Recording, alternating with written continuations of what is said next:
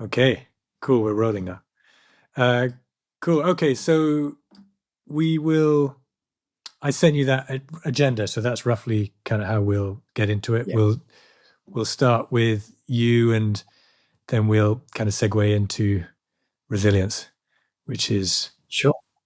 what we're kind of here to talk about. But in fact, it's funny, Charlie, because I what I realize is I'm just really interested in people like like you, I imagine. Like I just get really curious when I'm with people. I want to know about them, you know.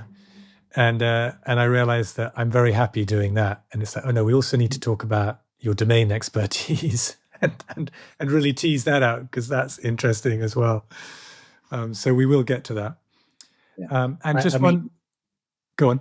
I mean, just to interject though, the connection between the two is really important because the narrative we have of our life from our childhood to now, that golden thread of narrative, if it's congruent, we've made sense of it. That is one of our biggest resources of resilience.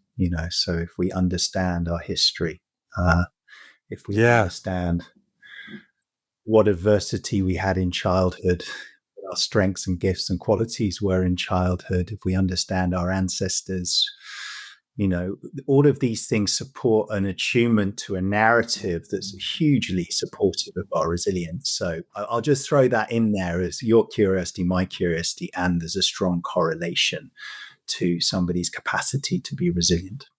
100%. Yeah, that makes complete sense and very much aligned with how I kind of think about things and how I work with people. And I'm kind of really interested, particularly to have this conversation, Charlie, because I think there's such a lot of overlap in the work we do and in our interests and what makes sense to us. It's timely for me because I'm designing the next module in a program that I'm delivering with a guy called Brian Morton. He's a life science entrepreneur, and we're creating a program.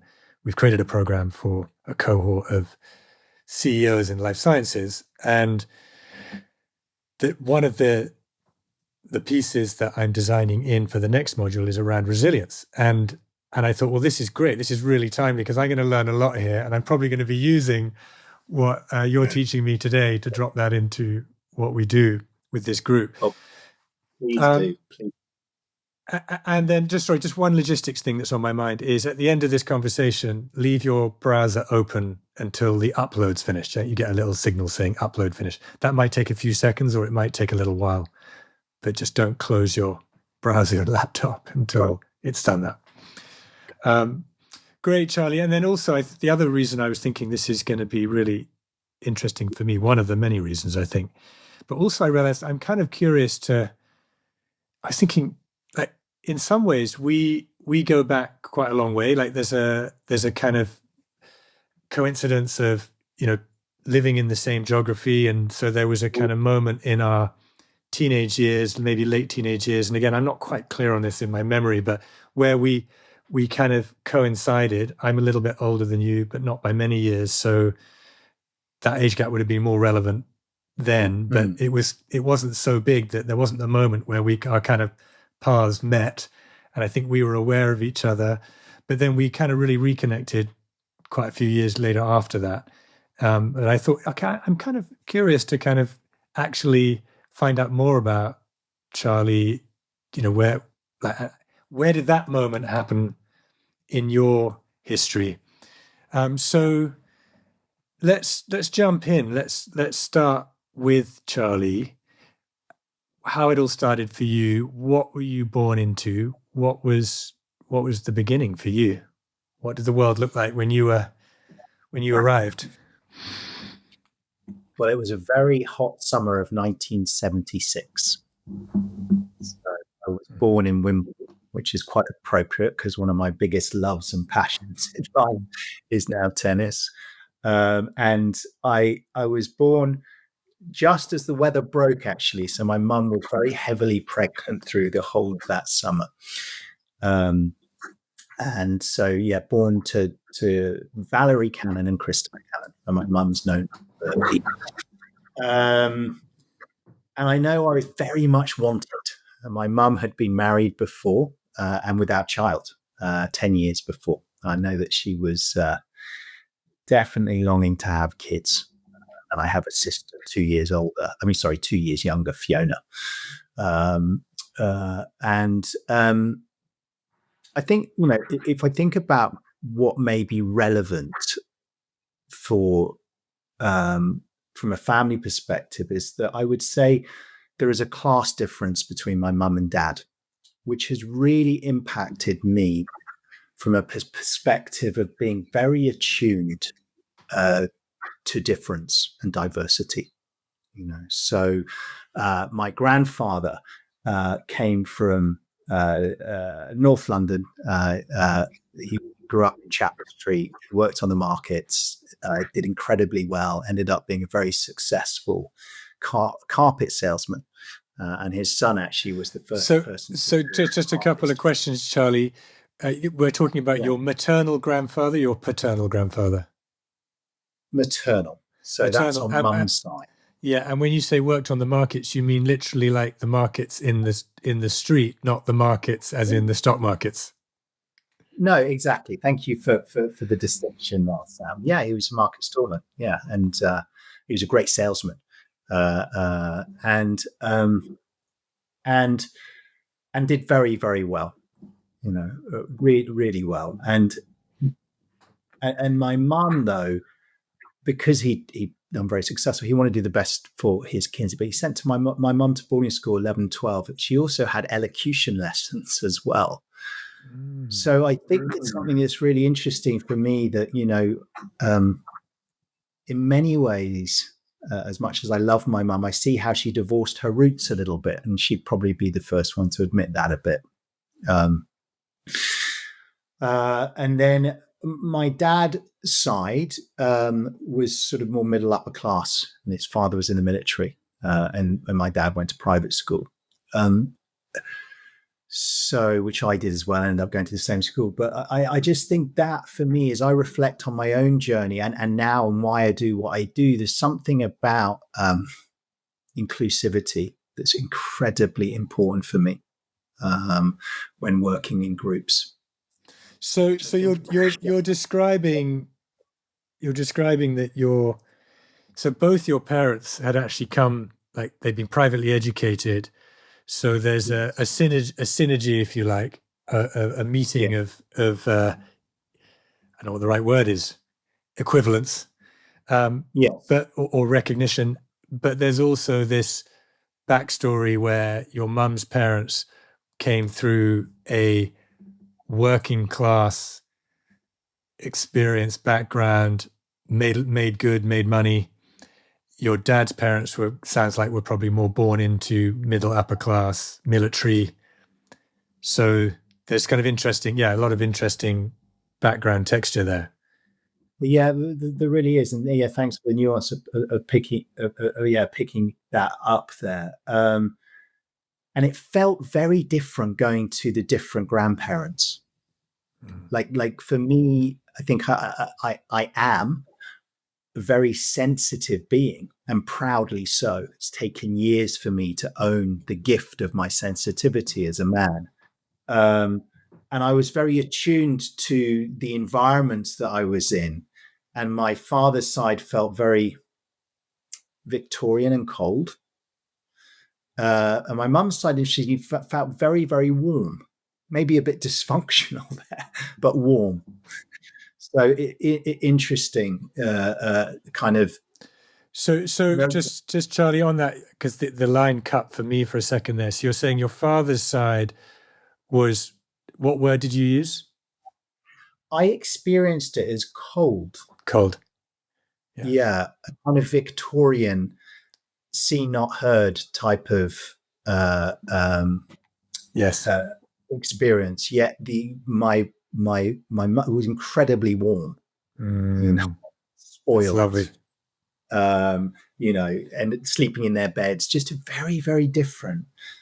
Interesting. But your father's side was the military side too, right? Well, yeah, exactly. So my grandfather was in the military, exactly. Yeah. So in a way, but in a way, not that being in the military means austere, but maybe at particular points in history, more so, but not necessarily. But in a way, I can understand there's this kind of military austerity. Yeah, absolutely, absolutely. Um, um, yeah, so I think from a and they also those there was they didn't the grandparents didn't get on, so there was this kind of class thing, Ah, you know, okay. which I was sensitive to growing up.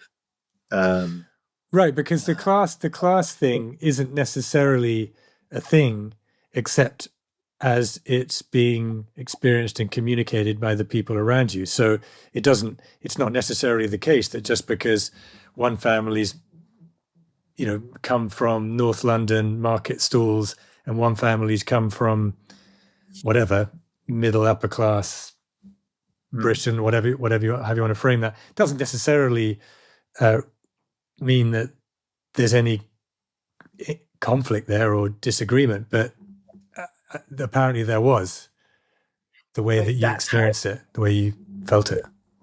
I perceived it. Yeah. Exactly.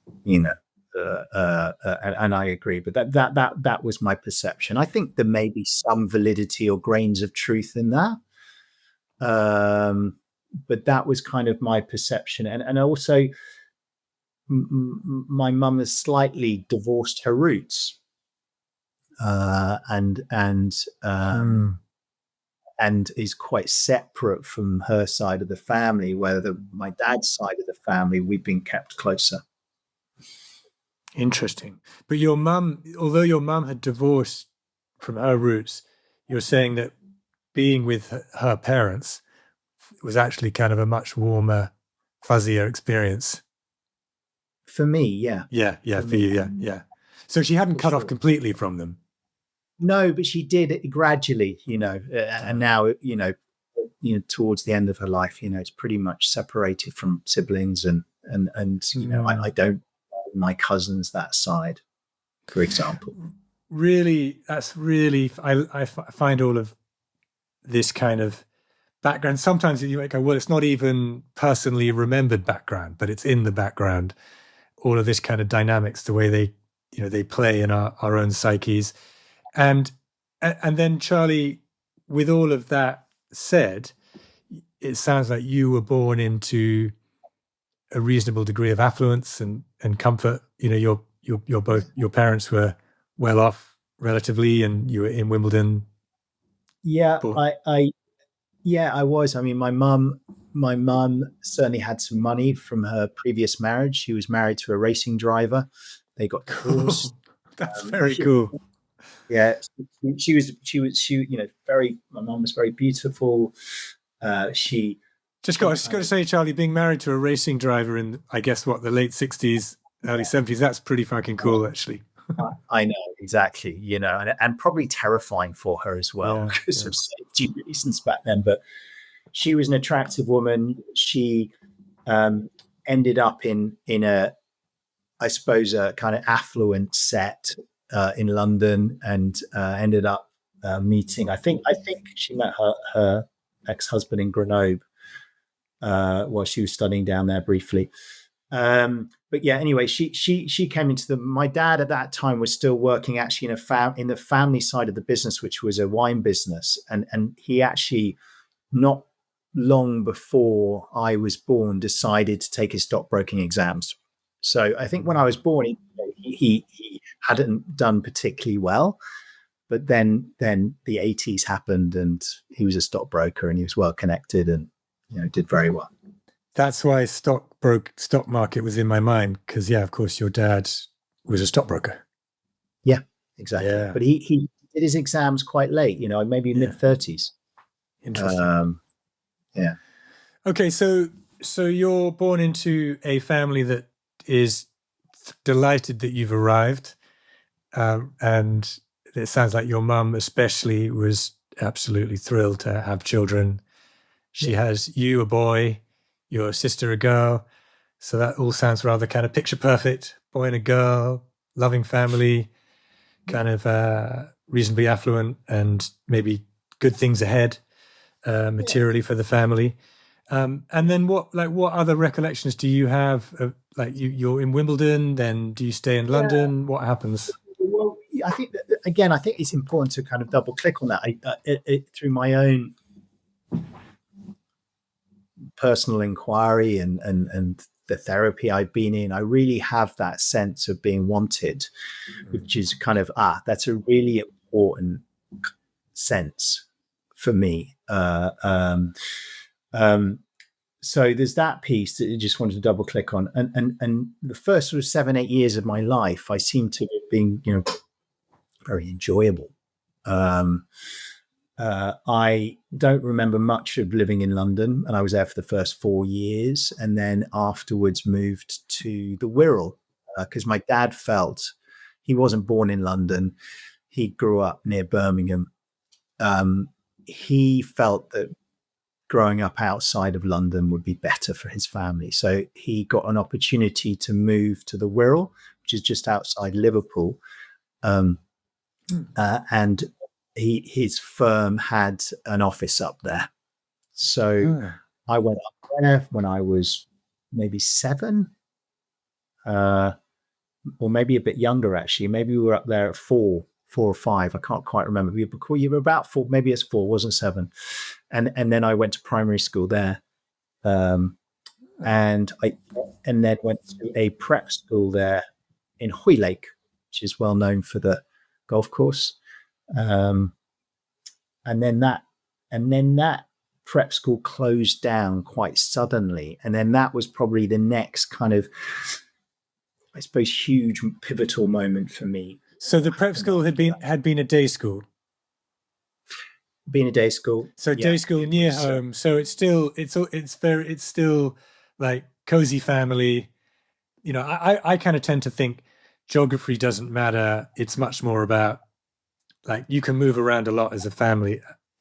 Well, I mean, everyone's got their own different experience. I'm making a sweeping generalization, but I tend to think about that unit that you experience with the family is perhaps the most influential thing, isn't it? Regardless of location, or what, even almost what kind of environment you're in. Like, it's that that family unit that gives you the sense, the anchor, probably more than anything. So it sounds like you had that very secure. Maybe you started in London, you're up in the Wirral, but there was this nice family kind of unit. Yeah. I think a kind of relatively healthy attachment, and I'm sure there would have been challenges to that in my unconscious regarding back in the day. Then you were, I know that my mum had a nanny straight from the word go for a long time. Mm-hmm. So there would have been, however much that impacts us, it impacts us if we're not with our, mother or father. So there was certainly those elements of separation early on, but on the whole, a very healthy context to grow up in. And just before we get to the what sounds like it's going to be a significant transition, how do you reflect on your recollection, your experience, your relationship with your dad at that point? Was he kind of around? Yeah. Was he just working? Was he loving, fun guy for a young boy? I mean, we could do a whole podcast on that piece there, but we could talk a lot about our fathers. Yeah. Which is very topical for me at the moment. We may end up there, but he felt around in those first 7 years more, for sure. And I have a lot of fond memories. They gave me all the opportunities to do the things I loved, and I started really showing interest in sport probably when I was about 6 or 7. And I remember playing tennis with him, and he was very encouraging, both mum and dad, of enabling me to follow my interests, and being in a very fortunate position to be able to do it. So I do remember that, in those early stages. Nice. Okay, so then what happens? Then, maybe not too dissimilar to you, I don't know, Sam, but I ended up going to boarding school at just 8-9 years old. The reason why we ended up going, because of the school closed down, the parents were looking at, where would they send their kids to school, and there weren't any. I think from my parents' perspective, weren't any immediate schools that kind of tick the boxes, and a lot of the other parents' kids were going up to this school, so they decided, and I think I was, as much as an 8 or a 9-year-old can be enthusiastic, I didn't seem to be, had an aversion to this decision. But then that was, I suppose, a huge pivotal moment in my life. Where was the school geographically? It's in North Yorkshire. What's it called? Is it still around? It's been closed down, actually, and we may want to go into it for various reasons, which I was. Wow. What's the name of the school? It was called Mulsis. Mulsis. Okay. Yeah. So can you remember that first day or point of arrival? Like you get dropped off for boarding school, and you're 8, 9 years old. You've arrived with your trunk and, I don't know, a tuck box or something in your uniform, and you kind of get driven there, I imagine. I'm just talking about, I'm remembering my experience. And then the kind of parents head off. Like, can you remember that? Is that a memory? Yeah, I don't remember the specifics of the drop off, but I am very aware of those first few months. And the somatic feeling of that. Yeah. What was that? Can you say more about that? I even feel sadness as I tune in with you now, and I suppose an element, not that I would have named an element of confusion, because I knew my parents loved me, yet here I were somewhere else where I wasn't with them, and desperately wanted to go home, and also being acutely aware that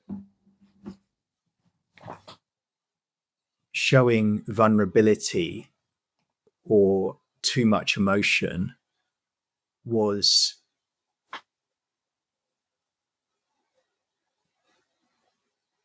potentially dangerous. Maybe dangerous is not the word, but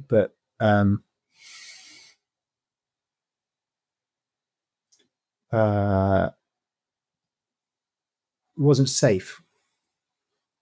So what was the level? So I can relate my own experience, which was 8 years old. I just turned 8, and so because maybe a year is significant at that age, but it's all pretty fucking young, and being dropped off, and my brother was already at the boarding school, so there was a sense of like, okay, I'm going where my brother's going, and there were some other kind of people I knew. My cousin was going at the same time as me, who I knew well, I was close with. And in fact, one of my first recollections after my parents waved me off, was someone saying, "Hey, are you so-and-so's cousin?" I was like, "Yeah." And they go, "Oh, he's crying. Will you come and see him?" Because his parents had just dropped him off as well. And I think there was just this experience of like what the fuck? Like what the actual fuck? We've just been like, our parents have gone. We're not gonna. Oh, hold on. I think we might have a connection issue. Yeah. Back again. My server's just complaining for a minute. Just give it a second. You can hear it. Okay, so maybe it's picking it up. So I recollect. I have this very strong recollection of the feeling of, we were told, the next exeat is in 4 weeks. The next time you'll see your parents, 4 weeks, and that just seemed like an impossibly long period of time. So it felt like basically I've been left here in this place, essentially abandoned by my parents. There's no way of contacting them. And, I'm kind of on my own, and I've got my cousins here. That's good. And everyone else sort of seems to be in the same boat. And I remember the first night just hearing the muffled tears in the dormitory, you know, and just go, and I just think you look back at what the fuck is going on here, you know.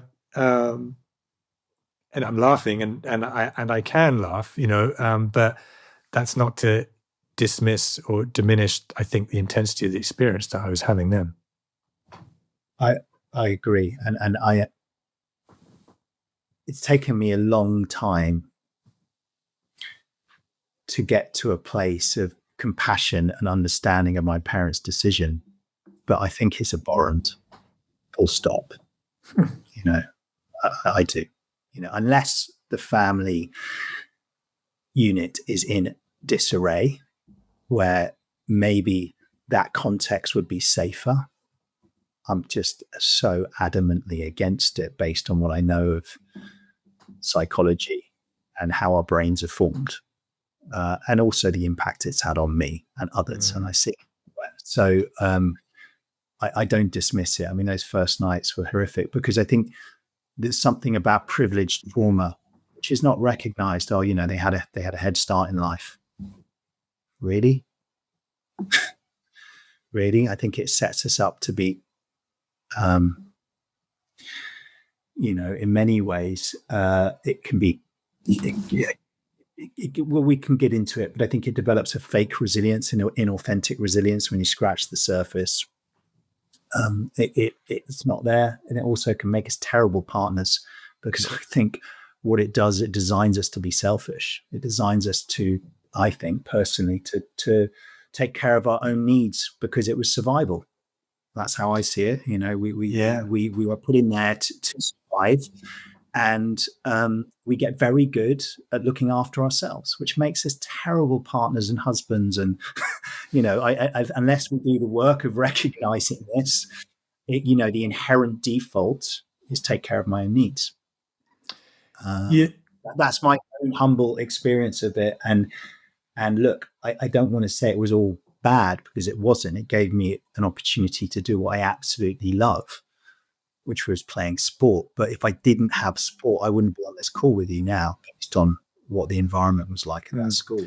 And how, I mean, because I think there's a whole spectrum of the cultures in the different boarding schools in England at that time. You know, maybe there are some themes, but I think they probably go from the truly kind of savage, abusive, brutal environments to actually rather lovely, idyllic environments. That's not to, you know, to dismiss the sort of maybe sense of abandonment that's going on in the sense of sort of needing to survive on your own. But I think there's such a wide spectrum probably out there in the time period we're talking about. We're talking about the, when are we talking? We're talking about the kind of late 70s, early 80s, aren't we? But so what was it like in your prep school? Was it truly horrific? Were there no, look, I do want to say whether it was an idyllic environment or not, getting dropped off at 8 years old to spend 70% of your time at school not with your parents. I don't care how idyllic it is, Sam, and I'm very clear on my position around this. So I'm just going to put it out, and people will disagree with me. I don't care. So I just don't see that as a healthy option at that age. Again, unless, you know, the parents going through a divorce or it's really, you know, difficult at home. And that's my position. And I don't blame or criticize my parents. I really want to be clear on that. I totally understand their choice and the decisions they made. But on a spectrum, look, it had some great teachers there, but they also had some very toxic teachers. And 2 are in prison. So, you know, I was part of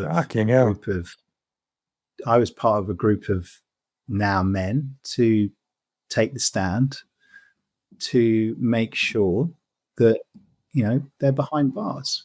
Jesus, man, was that physical abuse, sexual abuse? What was it? Sexual abuse. Jesus. Oh my God. So you were in this environment with these, I mean, there's no escaping the teachers if you're at boarding school. it was very common in our day, Sam. It was very common in our generation. What happened? It was a bit like the Catholic Church. These masters went from school to school to school. They didn't want to have any reputational damage, so they go from one prep school to the next prep school. Jesus. And what makes it worse, Sam, is they knew. Headmasters knew. I work in leadership. One of my big roles is to speak truth to power, and I work in creating culture and environments, and I still feel the anger in me now as I think about there was a headmaster there that would have known. You can't not know if you've got two headmasters, if you've got two teachers now in prison. You can't tell me that some people didn't turn a blind eye. And unfortunately, in our system in this country, we do not encourage whistleblowers. You know, if this had happened in France, somewhere else, then a whistleblower is supported. It's not in our country, and it's the law is still yet to be changed. So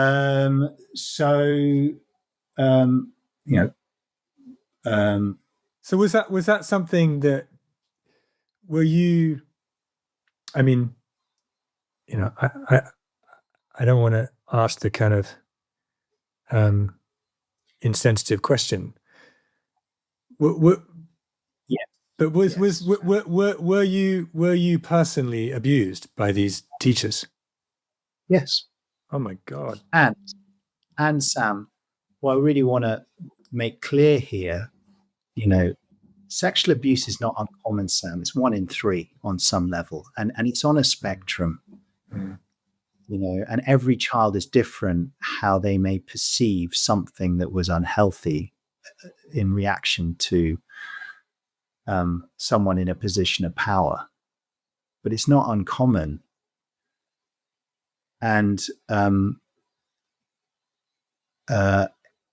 had to do a lot of unpicking to recognize that was abuse. Absolutely. I got called up when I was 12, 13 years old. I don't mind talking about this, Sam, because I think it needs to be spoken about.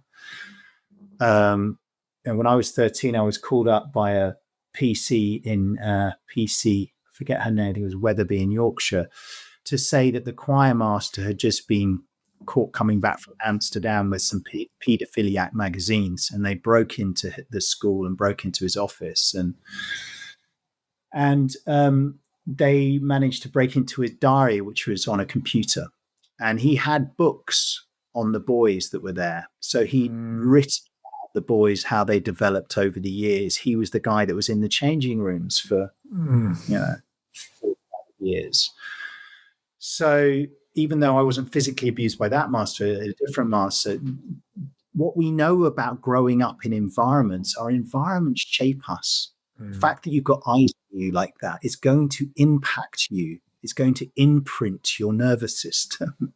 Mm-hmm. So, yeah, that was that, and then the other, it was the rugby master. Obviously, I was an athlete and a sportsman, and now both of those masters are in jail. Wow. Gosh, Charlie. I mean, I'm reeling a bit, but I'm also relating a bit as well, in terms of the environment and those sort of fine but distinctions around what's okay, what's not okay. And I love that framing you gave it of the imprinting on the nervous system of being in the environment, because for sure, I was in an all boys boarding school environment, and teachers in the shower, changing room, what were they doing there? All of that. And then the kind of, and we used to joke about it as boys, oh yeah, there's one teacher who slaps our thighs when we're in the ruck, and they love getting in the ruck with us. It's like, but it's like, okay, but there's something going on there that's not So Sam, kosher. that's where I would provoke and go, this is abuse, Sam. And what you will notice about people who are privately school education going to boarding school, there is a lot of gallows humor. It's a defense against something it's a defense against something that's absolutely inappropriate. And it's normalized And I see it everywhere amongst my peers. They normalize stuff that is not normal. Oh, and then It and was then we normal and then there were as a way of coping, because it was obviously a really important way to cope, but it doesn't make it right. And um,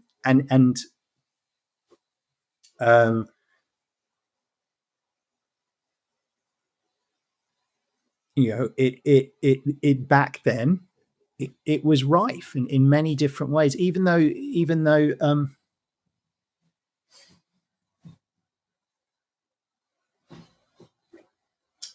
I think if I just I think I'll just kind of finish with that often the behavior was normalized and joked about. Yeah, for sure. And I think it wasn't just around the kind of questionable, kind of, however you want to describe it, sort of sexual interest of the teachers. And let's be clear, this wasn't all the teachers, right? Like there were actually wonderful teachers and all of that too. But also things like beating as well. I remember it wasn't until I was doing personal development training in my 20s, and someone older than me, so a kind of generation ahead of me, was sharing with the facilitator and talking about how they were beaten at school, and they kind of got into it, and it was like, that's not, like, it's not normal, that's not okay, that's that. And they weren't saying you were abused. They were just saying, look, I want you to understand that, like, being beaten as a young boy, like, that's not an appropriate means of educating, teaching, learning, nurturing, etc. Like there's something that is abusive behavior. And I was like, oh shit, is it? Like, oh, I just thought that of course we get beaten, like if we fuck around and we get caught, and I hated it. Like I'd get really upset. I was beaten, I think 3 times whilst I was at prep school. And I know there were some boys who it seemed like it was water off a duck's back. Now that may be a defense mechanism. But for me, I remember at the time finding it very upsetting and then feeling like pathetic for finding it so upsetting. But again, just like, oh no, but that's not normal. That's not normal. Yeah, I think you're highlighting something important there, pathetic, of seeing it that way. And I think, unfortunately, if I look at resilience, and if I kind of connect the dots back to my area of research, study, passion, and expression, is that it can form really unhealthy beliefs about weakness and strength that end up driving people's behaviors, which may be perceived as resilience, but actually, if you scratch the surface, what does it do if someone believes that, if I do this, I'm weak or something, or if I cry here at school, it's a sign of weakness? Then that drives the behavior of being in isolation often, when we won't reach out and ask for help, which is actually one of the biggest signs of courage and well needed in resilience, especially going through a really tough time.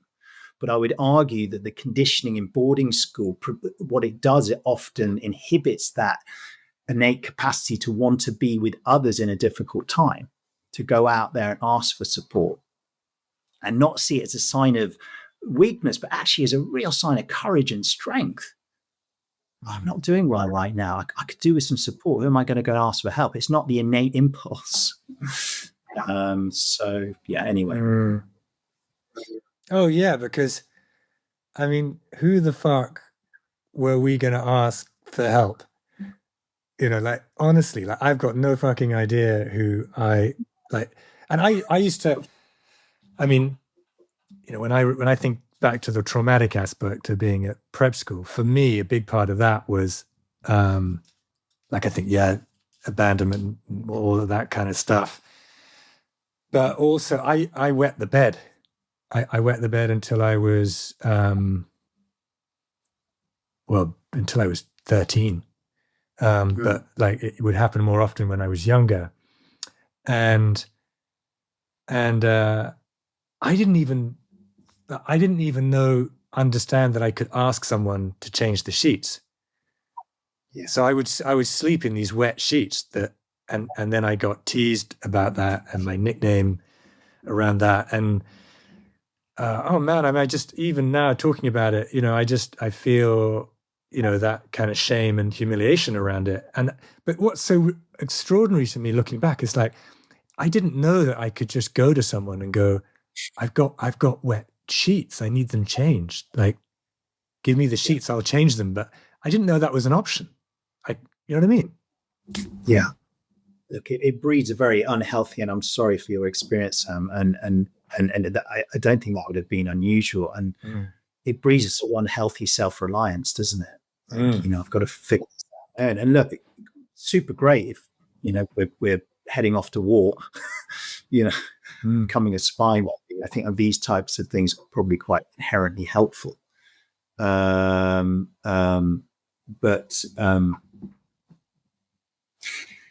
yeah, I just wanted to kind of go back. Yeah, I did also want to say, look, there were some incredible masters there, and I also had some amazing experiences, amongst the darkness.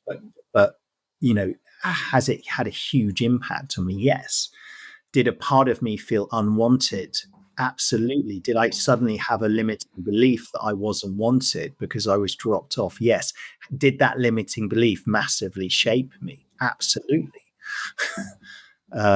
Because there was a kind of inherent unconscious fear of rejection. It took me a long time to understand, heal, and integrate into my life. Did that experience shape how I have been as a partner and a husband? Absolutely.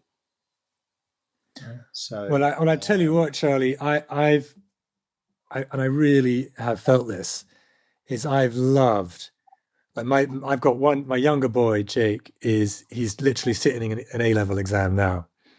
And so he's right on the home stretch. And I've loved them being at day school. I love, and there's a lot of, conflicting thoughts, feelings I've had over the years around, are we doing the best? They've gone to the local state school, which is next to the amazing private school that's a boarding school, and there are other options we could have pursued, but at the end of the day, for me, it's been such a joy that they like literally walk to school, they've come back from school, like Jake gets to hang out with his mates at home at lunch,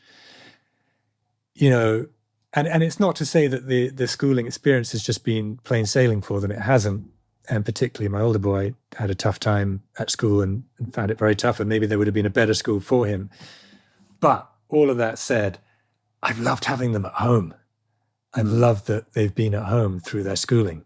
And I think probably because I basically found that whole thing of being, certainly from that really early age, really fucking traumatic, Yeah. Yeah. Yeah. I mean, we made the same decision as well. And it has its difficulties and complexities, especially if both parents travel.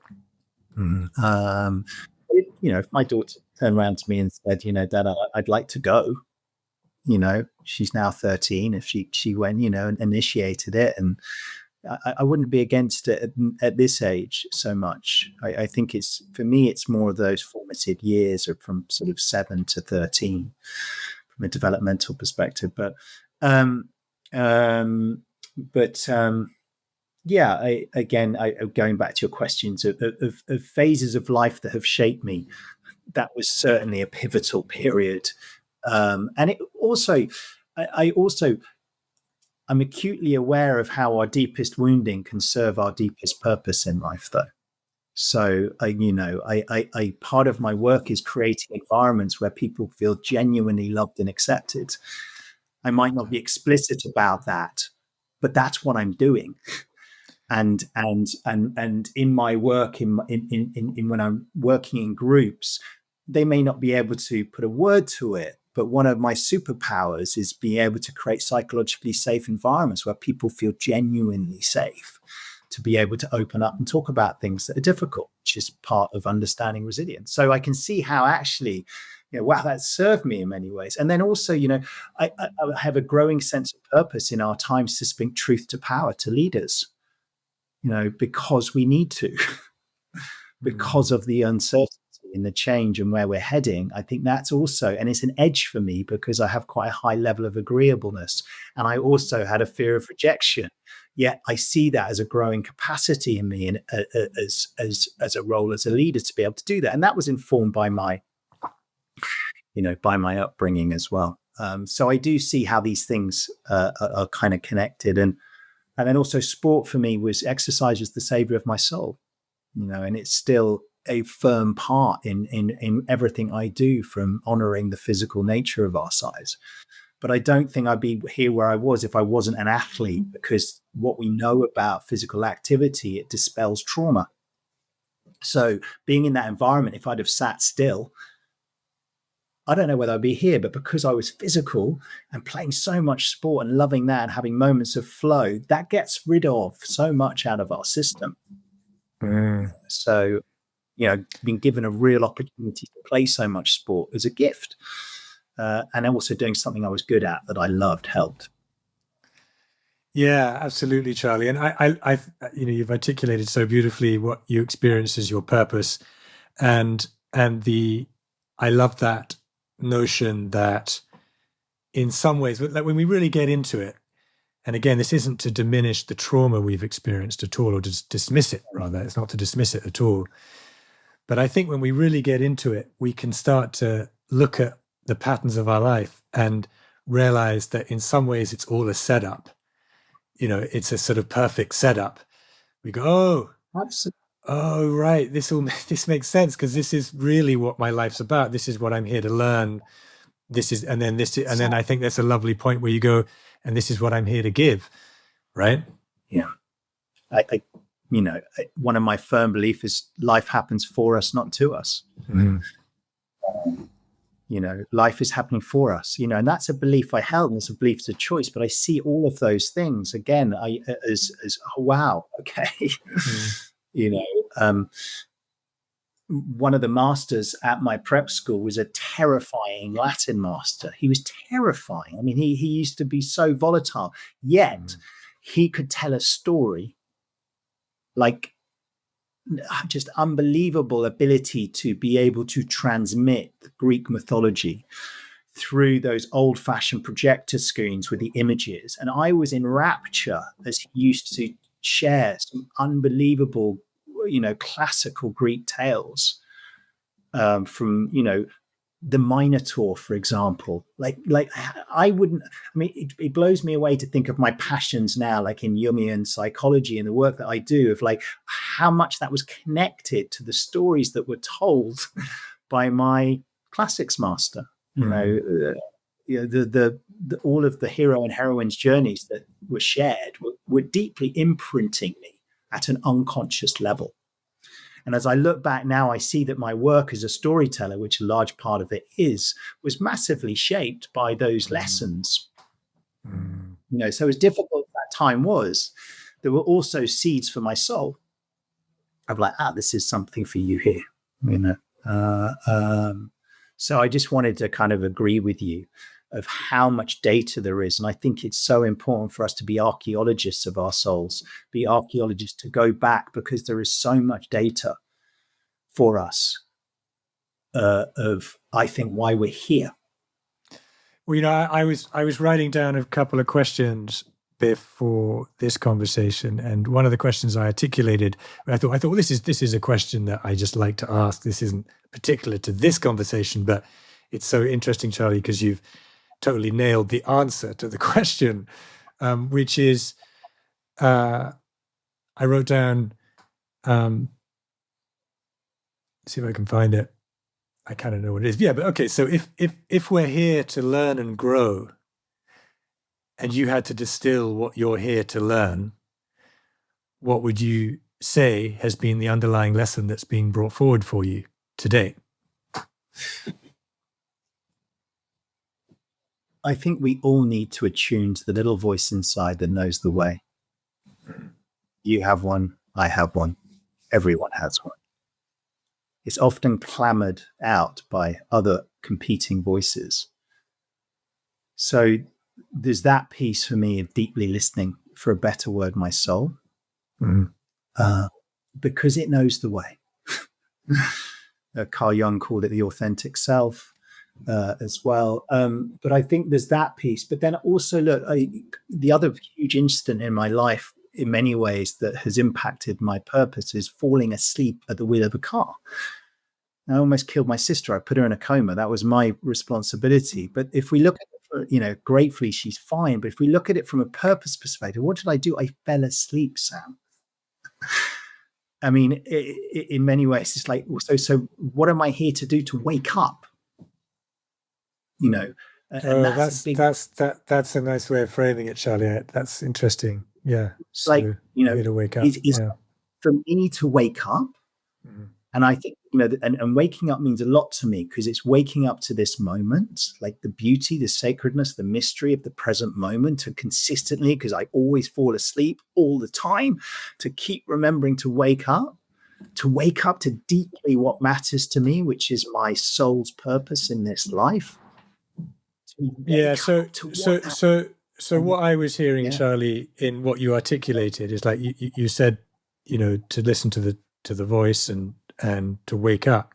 But there was something you said before which really resonated to me in terms of the very particular way in which you're doing that, and the way you're, there's like, what am I here to learn? But then also, what am I now here to give, to teach, or make available? And what I heard you say was something like, my superpower is I'm able to create psychologically safe spaces for people to, and then you said something. What was that? I think just to be their authentic selves, to be open and honest around the challenges they face. I think that would be part of it. And look, I think purpose for me is evolving. It's not static. It's a constant conversation for me around, like, am I attuned to what deeply matters to me? And I think the accident, I was very fortunate, Sam, to, in many ways, to have this horrific accident at such a young age, because it enabled me to confront mortality, to be that close to death. My sister, we were told she was going to die. We went to say goodbye to her. That was my responsibility. She didn't. Gratefully, her brain pressure dropped. The surgeon got whisked into another operating theatre. She's well. She's fine. I mean, unbelievable. And it's not that I had this insight straight away, because I was deeply traumatized from the experience. But through the healing of that, it was a gift. It was a gift. So it got me to question. And I suppose the waking up piece is part of the purpose piece. Like, I got to wake up, but I want others to wake up too. I want to come back to, because I understand that that experience of the crash, the car accident with your sister, you being at the wheel, I understand that was extremely traumatic and pivotal moment for you. And I want to come back to that. But just before we do, so you had this prep school experience, then you went on to another boarding school for secondary, right? With that? Yeah. Yeah. Yeah. Went to Marlborough College, Oh, you were at Marlborough College? Of course you were. Yeah, of course you were. Yeah, so right on my doorstep. It was a pretty wild school back in my day. Yeah, because of course, as I remember it in my day, because I was at Eton down the road, and so we're talking about amazing, like the best that British education has to offer. And I remember at that time, in that era, Marlborough was like, oh, they're all fucking off their heads in Marlborough. They're taking drugs. They're raving, they're fucking, like they're getting expelled left, right, and center. It was nuts. And in fact, two of the guys who I was at prep school with, who were more, they'd been a couple of years ahead of you, I think they've both died. Maybe it was a decade or 15 years after leaving school, but drug related. Yes. Yeah. Well, it's a pivotal part of my journey as well, because I'd gone to a school where the athletes were kind of put on a on a golden pedestal in many ways because it was such a sporting school, and I really excelled, in rugby and cricket. And then I went to Marlborough, and it was just not like that. It was going through a stage that you're spot on. There was just there were a lot of drugs, and I was very susceptible as a young teenage lad. Also, I'd never been into contact with girls, and it was a mixed school. So that was a bit of a shock for me, from going from an all boys boarding school to a mixed school and having girls around, and then this deep desire of me to want to fit in, be part of the gang, and which did lead to making decisions that look. And again, I don't look back at this life like we've had this conversation as a bad thing, because I actually see the drugs inherently helpful on one level as a waking up catalyst. So I have seen actually how they've been in service of something, to understand that the normal everyday consciousness is not necessarily normal. There is another level that we can attune to and have access to, that I think drugs can actually open us up to. That's interesting. Not that I would have had that understanding at that stage, but because of my foray into Eastern mysticism, I suddenly go, okay, this is what I was experiencing. I get this. Okay. So even though it was a very confusing time and a wild time, there was a kind of parallel process going on. I was playing a lot of sport. I played rugby for England, West of England hockey, county cricket, really exciting. I was one of the first ever kids at Marlborough to play for the first team 3 years young in all three major sports. Wow, that's really impressive, actually. That's really amazing. So rugby, hockey, and cricket, 3 years young in all of them, which was very, very rare. It was a September birthday, but at the same time, I'd started, like you were saying, I was going to raves. It was the 90s, it was a wild time. There was rebellion in the air, and something in my soul loved that rebellion. I had some extraordinary experiences in raves, which you would call raves back then, which were imprinting, again, to use a better word, that is also connected to my purpose, because I was shown environments that were fully inclusive, where there were also different class structures there, and it didn't seem to matter. No, because you're all just there for the music, for the gathering, for the trip, for the love, for the love. Yeah, for the love. Yeah. With the love. Yeah. Simple as that. That's what we all want. It's not pretend. It's like every core. We all want love. We want to be loved. We want to feel love. We want to share love, and those environments. Yes, sometimes they were, strongly connected to the drugs that were being taken. But there was some intentionally and purposefully. It was beautiful at times, really beautiful. I'll never forget a moment being in Club UK, a nightclub, where the lights go on about 6, 7 in the morning, and I'd be chatting to this guy next to me for about an hour, as you do.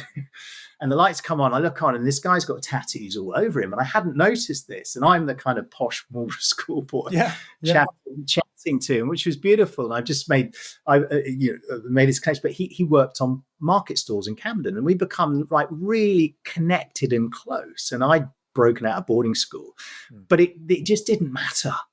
But because I grew up in this environment where we were all kind of privileged, it was my first kind of exposure to that, really. One of the things that I've felt quite strongly for a while, which is the sense of otherness that's bred in the kind of 2-tier British education system, and maybe there's more than 2 tiers, but let's just call it 2 tiers. And I think it goes both ways, and I certainly felt it, as a boy, being in these incredibly privileged, exclusive environments where, essentially, I felt like we were getting told at Eton we were just fucking amazing and special just because we went to Eton. Like, we got that in lots of different messages, internally and then also out in the world, which is kind of ridiculous.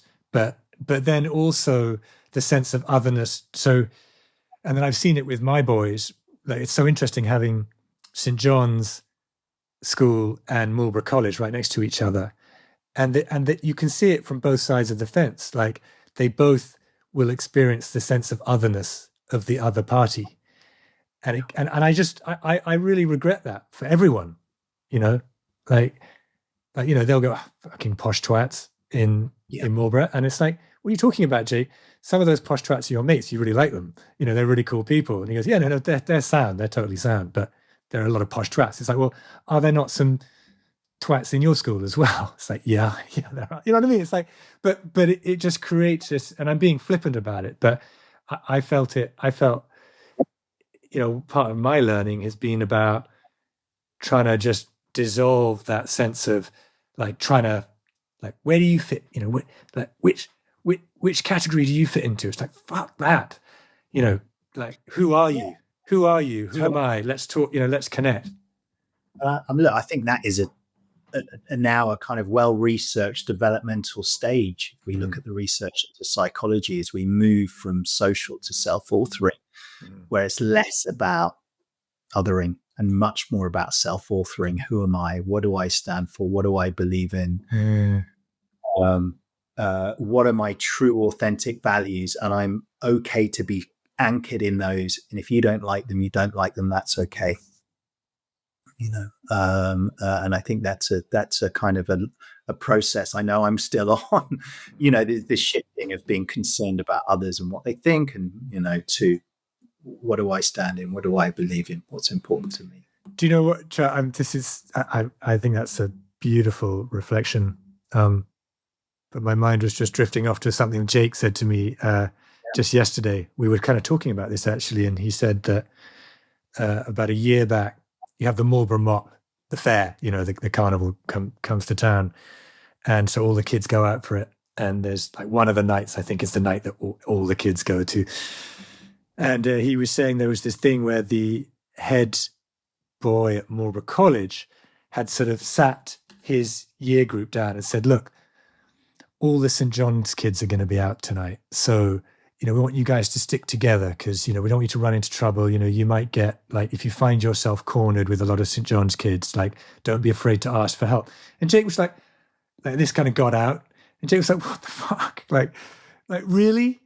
Like, really? Where the guy's going around mugging people? Like, is that really what's, but it goes the other way as well, right? It goes both ways. Anyway, sorry, as a sidebar, but it just kind of it really bugs me. It annoys me that whole sense of difference. I do. I remember it really well because I'm just thinking about my schooling experience, because I excelled in rugby. And played rugby for England. That what catalysed some scholarships from one unbelievably talented rugby player from St. John's to come to Marlborough, and other kids that were in the under-16 England side. But I remember that it was really difficult for them to integrate. And it's one of my regrets looking back that even I would have been like, this is a bit, I'm the kind of come from the kind of prep school thing. How inclusive was I to them? Probably not. I own my shadow of that. I don't think I was inclusive. I probably felt threatened. I'm the one that's going to be captain. Maybe they'll be, yeah. And of course, it's not just a. Yeah. Yeah, and of course, it's not just a schooling thing. Like, you get it within any environment within itself, right? It's going on all the time. And one of the things that I found myself saying a lot to my boys is like just be kind. You're not going to regret being kind. But they're so kind of like, like, oh, they're out, or like, just like, oh God, they really fucked up. Oh, did you hear what they did? They were such a dick. So, oh my God, just be nice to each other. Be kind. You're never going to regret that. But there's something evolutionary there or something. I don't know what that is. I couldn't agree with you more. I think it's, I think the kindness thing is spot on. And I was actually read a book yesterday by a guy called Trungpa Rinpoche, who was one of the pioneers of bringing Tibetan Buddhism in the 60s, 70s. And that was his highest form of teachings. He was really hard. I mean, he was known as teaching something called crazy wisdom. But, I just read the line. He just said, if all else fails, he goes, what are the teachings? Be kind. If all else fails, what else shall I do? Be kind. Beautiful. That was Sogyal Rinpoche, yeah? He's called Trungpa. Trungpa. Yeah, I can often not articulate his name well. He Trungpa Rinpoche, I think. Don't quote me on that, on the articulation of his name. But he was the first Tibetan real kind of Buddhist that came over here. He was quite wild. He drank a bit. He was quite rebellious. He's not what we would perceive to be challenged our notion of what it meant to be wise in many ways. He did a lot of, anyway, yeah, it was in one of his books. I think it's called Crazy Wisdom. Yeah, beautiful. Yeah, be kind. Yeah. Okay, Charlie, so moving on from schooling, so you referenced the accident with your sister. So what age were you when that happened? Yeah, that was 21. You were 21. So were you at uni? Not at uni? So I think another part of my journey is I struggled academically at school. I'm intelligent, but not what I would say as a kind of academic intelligence. I get it. As you know, around intelligence, there are multiple lines of intelligence, but my intelligence didn't necessarily suit doing exams or finding the motivation to do anything I didn't like. Now, I have a diagnosis of ADHD and various forms of dyslexia. It kind of makes sense now. Back then, I wouldn't have known the complexity of my neuro profile, as you would call it today. And I found that out because of my daughter. So that's sort of, again, made a lot of sense of why I struggled with certain things at school, which also made why I attempted university 3 times and didn't get past for the first term. Because it just, my brain wasn't suited, especially at that age, for that type of learning. And I was also taking a lot of drugs at that time. That was the time where it kind of proliferated. It got, the 90s, and I was lost. I didn't fit into the box of being a lawyer, a banker. But by the way, Charlie, like you could stop the list there, because it's like I can so relate to that. Like, what is this? What is this in my consciousness that says I'm meant to be a lawyer or a banker, even though that's got absolutely nothing to do with what I'm about, what I'm interested in, what I'm good at? But where that's so, and it took me years.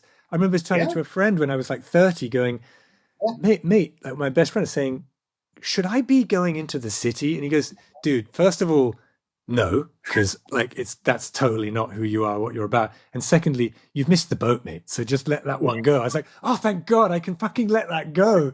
At last, I can stop trying to be this person who's meant to be a lawyer or go into the city.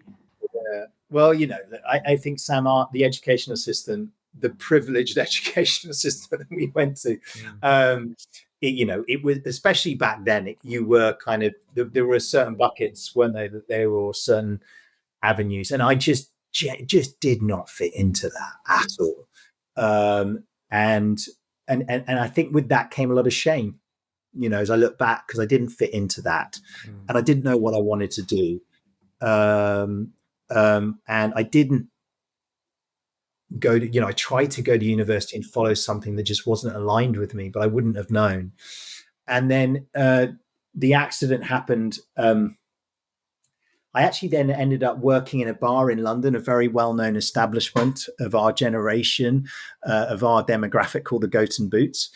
And that became a very pivotal phase of my life, working for an Exetonian or a couple of Exetonians, Etonians. And I worked in the hospitality industry for maybe 6-7 years on and off in various bars, nightclubs throughout London. Who were the owners? What were they called? Joel Cadbury. Yeah. Ollie Weigels. And then a guy called Alex Langland Pierce as well. And then they were, and then I actually just went to the 50th. I went to a reunion of us all working there the other day, which was really good fun. But that was a pivotal time, because I loved hospitality. I love chatting to people. Obviously, I could also have a wild fun time, and I got to work in some really well-known establishments all around London back then, and I had a really wild 20s, which I'm really glad I did.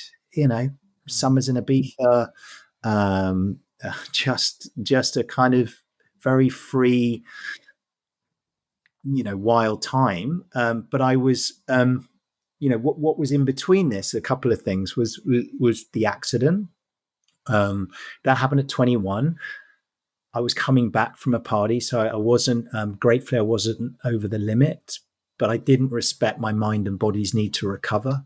So you're coming back. You're coming back like late. Like, are we talking about 3 a.m.? Morning. Early. No, early morning. Yeah, quarter past 7. So have you slept at all? A little bit of rest, hardly any sleep. Yeah, and so then you're driving back. You're giving your sister's been at the party too. Yeah, so it was a kind of it was a after A-level party. She just finished her exams. Yeah, and I'd go along for the ride. I'd just been traveling in South America on my second gap here, and yeah, and so it wasn't like a, because I always had this like, because I know that you've had this experience and we've talked about it before, but maybe not in depth. And I think in my mind you were like, I was imagining coming back from a rave, because I remember doing that where we'd be out all night and then someone was the driver. And back in those days, I think the kids now are just so much, they got their heads switched on generally so much better than we did. And back in those days, it's like, who's the driver? Well, the driver's been up all night too.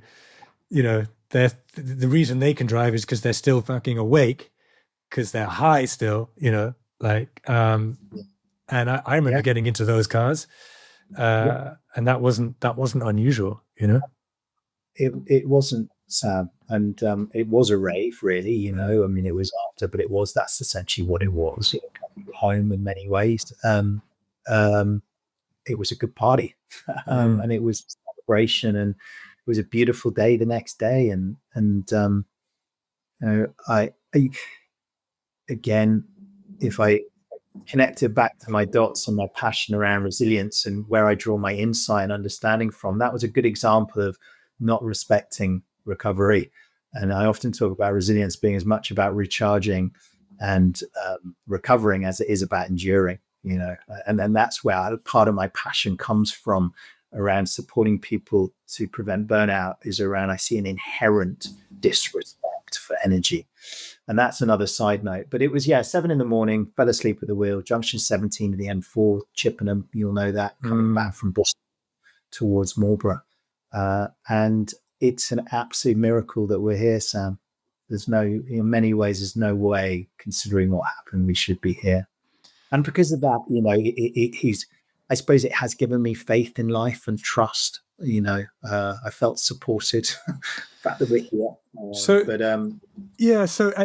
And there is obviously that kind of reflection that the margins between devastation and oh, nothing happened, are so tiny, and there but for the grace of God, so many times, right?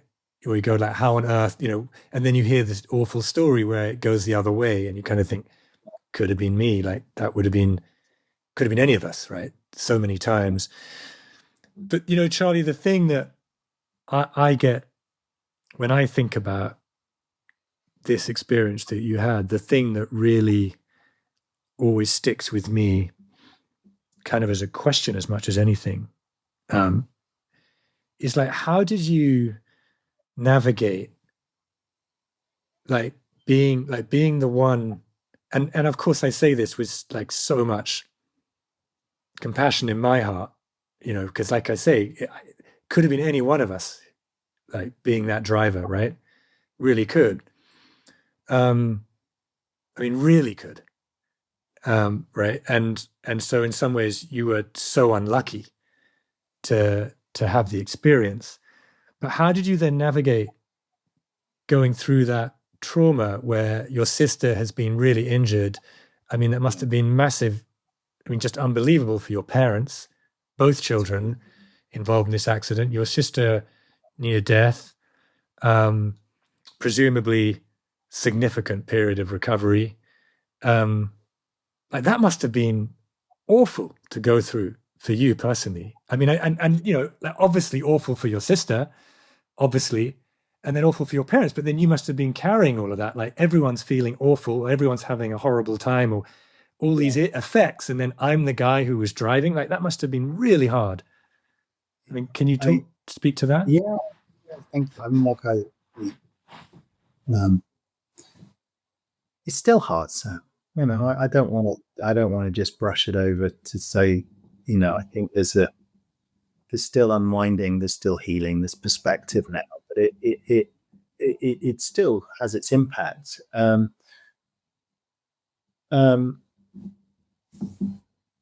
a fortunate perspective, I never felt any blame from either my sister or parents. I think if I had have felt blame from them, it would have been very differently. They were remarkable at not blaming. You know,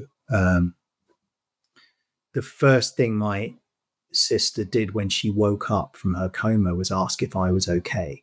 Oh my goodness. You know, that's inherently who my sister is. That's incredible. You know, that's inherently who my sister are. You know, she's a bit of a caretaker. She probably goes the other way. I think I'm the selfish one of the family.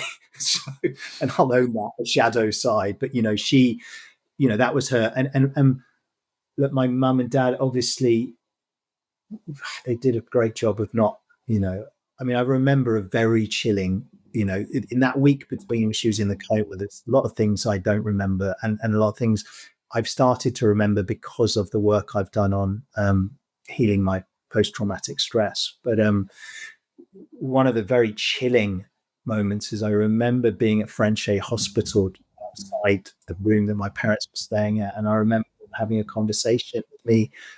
We need to be strong now and be prepared to be a family of 3. Oh God. Oh, and I just somatically, I remember being frozen.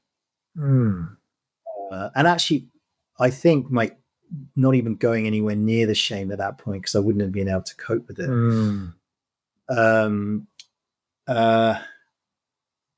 So I think, you know, I was fortunate that I didn't experience or feel blame. Obviously, you know, I was carrying that.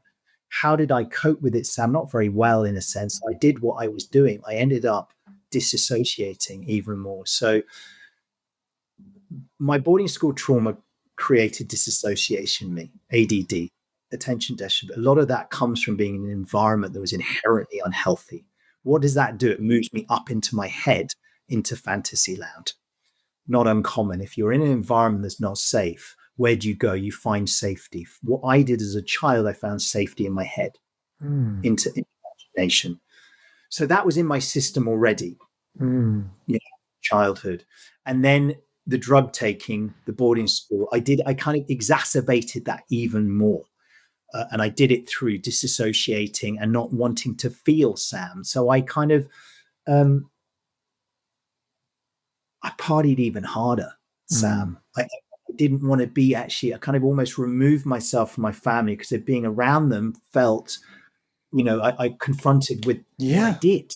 Yeah. So I didn't want to be around it. You know, I would probably tell myself that I wanted them to focus on Fiona. You know, I made the decision to go back to university based on I wanted my parents to focus on Fiona. It was the wrong decision to go back to university again, but at least it kept the focus, what I felt, of Fiona. I think that was the rationale of my decision making, but clearly it wasn't the right decision because I was, you know, massively impacted. And then, you know, I you know, it's this time of working in bars and nightclubs. It was just wild. So I didn't feel, Sam, until it all became too much. You know, when it all became too much, and it caught up with me. So how did you know it was catching up with you? What was happening? And how long did that take for that to come around? It was a long time, Sam, 5-6 years. Yeah. You know, I didn't get any learning, teaching insight from the accident for a while, you know, and probably an intelligent strategy to survive is not to feel. So, Okay. Charlie, I mean, just when you're talking about that experience, and when you talk about the making the choice to remove yourself from the family, I mean, gosh, I just feel that. Like I can so understand, like, even if it wasn't conscious, the intensity of what you were experiencing and the need to just get away from it, to get, like, how far away do I need to get from this so that I can not be experiencing the intensity of what that is. Yeah. It makes it makes perfect sense, right? My sister's foot was really badly damaged, Sam. Like at one point it was going to be amputated, and it took me years to even look at it. That was my so going back there was confronting. So how did you know that things were coming to a head for you, say fast forward 5 years? It was actually it was a moment, Sam, and it was like the moment where, as Carl Jung would call it, my authentic self woke up. Something inside me woke up. And I remember I was cashing up in a nightclub. It was above the Goat and Boots. It was the day after yet another heavy night. And I remember just feeling absolutely empty. Like completely empty, like distraught, depressed, all of like, who am I? What am I doing? Seeing all my peer group starting to make success or perceived success, and having direction. I was kind of masked a bit of direction, being in nightclubs, having fun. And it felt like a bit of direction for a period of time. But I knew that wasn't, part of me knew that I couldn't carry on in this way. And I just had this moment. And it's just like, but then that's where the voice kicked in. And what was the message at that point? Like, what were you being then directed into at that point? Yeah, what makes you happy? That was the first thing that kind of came. It was like and it was, and that's when I literally the next day, 2 days later, left the nightclub, moved back to my parents in the countryside. And I reconnected to the physical side of my being. What does that mean? I started to run. Because of my accident, I smashed my hand up really badly, and I was told I'd never play sport again. So there was that going on in the background of like something I was really good at, and I wasn't doing it. So, was there a kind of come to Jesus moment with your parents, or was it sort of less explicit than that? Was it just like, hey, would it be okay if I move back home for a bit? Yeah, it wasn't. No, look. To be honest with you, I think if you were going to use the term contact, I probably just had that with my dad now, maybe 3 months ago. We gratefully had some mediation initiated by me to be able to talk about stuff, because I recognized it needed outside support, because we've struggled to listen to each other properly, and very gratefully, and I really honor him of his generation to support. Yeah. So, and that's another society thing. But but he, Dad was very supportive in his own way. I mean, he didn't really understand what I was going through and struggled, but his dad's always wanted me to follow something that I'm interested in. So, I actually kind of removing myself from an unhealthy environment was a good thing. I learned how to play tennis double-handed, both sides, which is obviously a big passion of mine now. Yeah, and big time. That gave me a lot of confidence. I started teaching kids, like young kids, how to play tennis. And I ended up running a marathon with one of the operational directors of the company I used to work with, and he trained quite a bit for it. And anyway, 19 miles into the marathon, he wanted to give up, and I wouldn't let him. And so those last 6-7 miles, I was just in his ear, going, we're going to do this, one foot in front of the other, one foot in front of the other. Yeah. And I would let him walk, and we crossed the finishing line together. And that was, again, a pivotal moment, because something woke up in me and went, oh, that's, that feels like success to me. Experience. How do I create a life about that? Maybe I wasn't as explicit with that question, but I was being guided and I was listening. And how old are you? About 30 at this point? No, probably 26. Okay. Yeah, 26. So, that showed me interesting. Happiness wasn't just about yourself. It was about helping others. I got a kind of clear understanding there that it's not about self-orientation. It's often about other orientation to some extent, and making a difference to others' lives. I then had to kind of challenge some of the beliefs, like, who am I to be a personal trainer? And I was sent to private school. I still had some of that voice, but I think back then it was the wild, wild west of fitness. I was really one of the pioneering trainers back then in London. It was early days. It was really early days. Matt Roberts was the famous celebrity trainer back then, but there weren't many trainers around. I mean, there were, but it wasn't, it was very early days of an industry, which is now $1 billion industry. So how did you get into it? You just went, right, I think this is a thing that I could do. I'm interested. Yeah, so a combination of things, fortuitously, but Joel Cadbury, the owner of the Going Boost, set up the Third Space. So that was a gym franchise that did really well. So there was a bridge there, and I started selling gym memberships. And I started seeing, actually, this is where I wanted to go. I did a YMCA personal training diploma.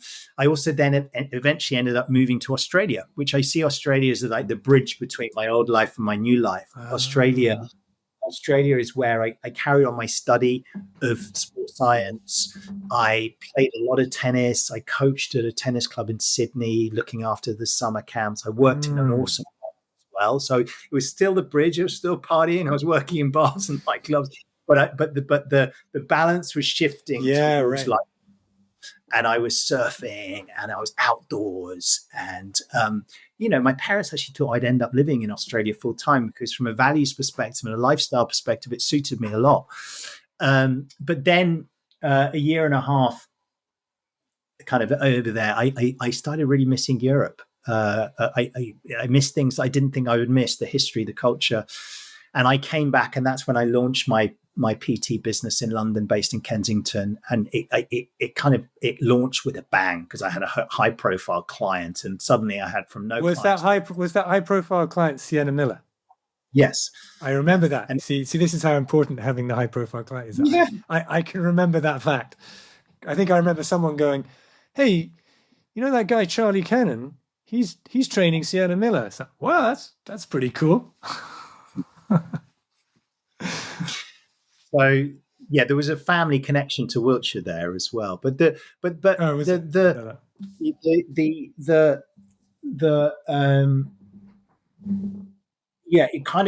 happened very quickly there. And it also I had a huge amount of imposter syndrome around it as well, I'll be very honest, because it happened too quickly. And I had a lot of kind of questions about my own ability with this stuff, but I found a way to learn that supports me, and I woke up my love of learning. I think this is where my curiosity got catalyzed, when I started to find a passion I was interested in that I just wasn't spoken about holistic health at school. And I remember walking into a seminar with a guy called Paul Chek, who's a kind of pioneer in kind of holistic fitness, who's the kind of godfather of so much of the stuff that we're exposed to today.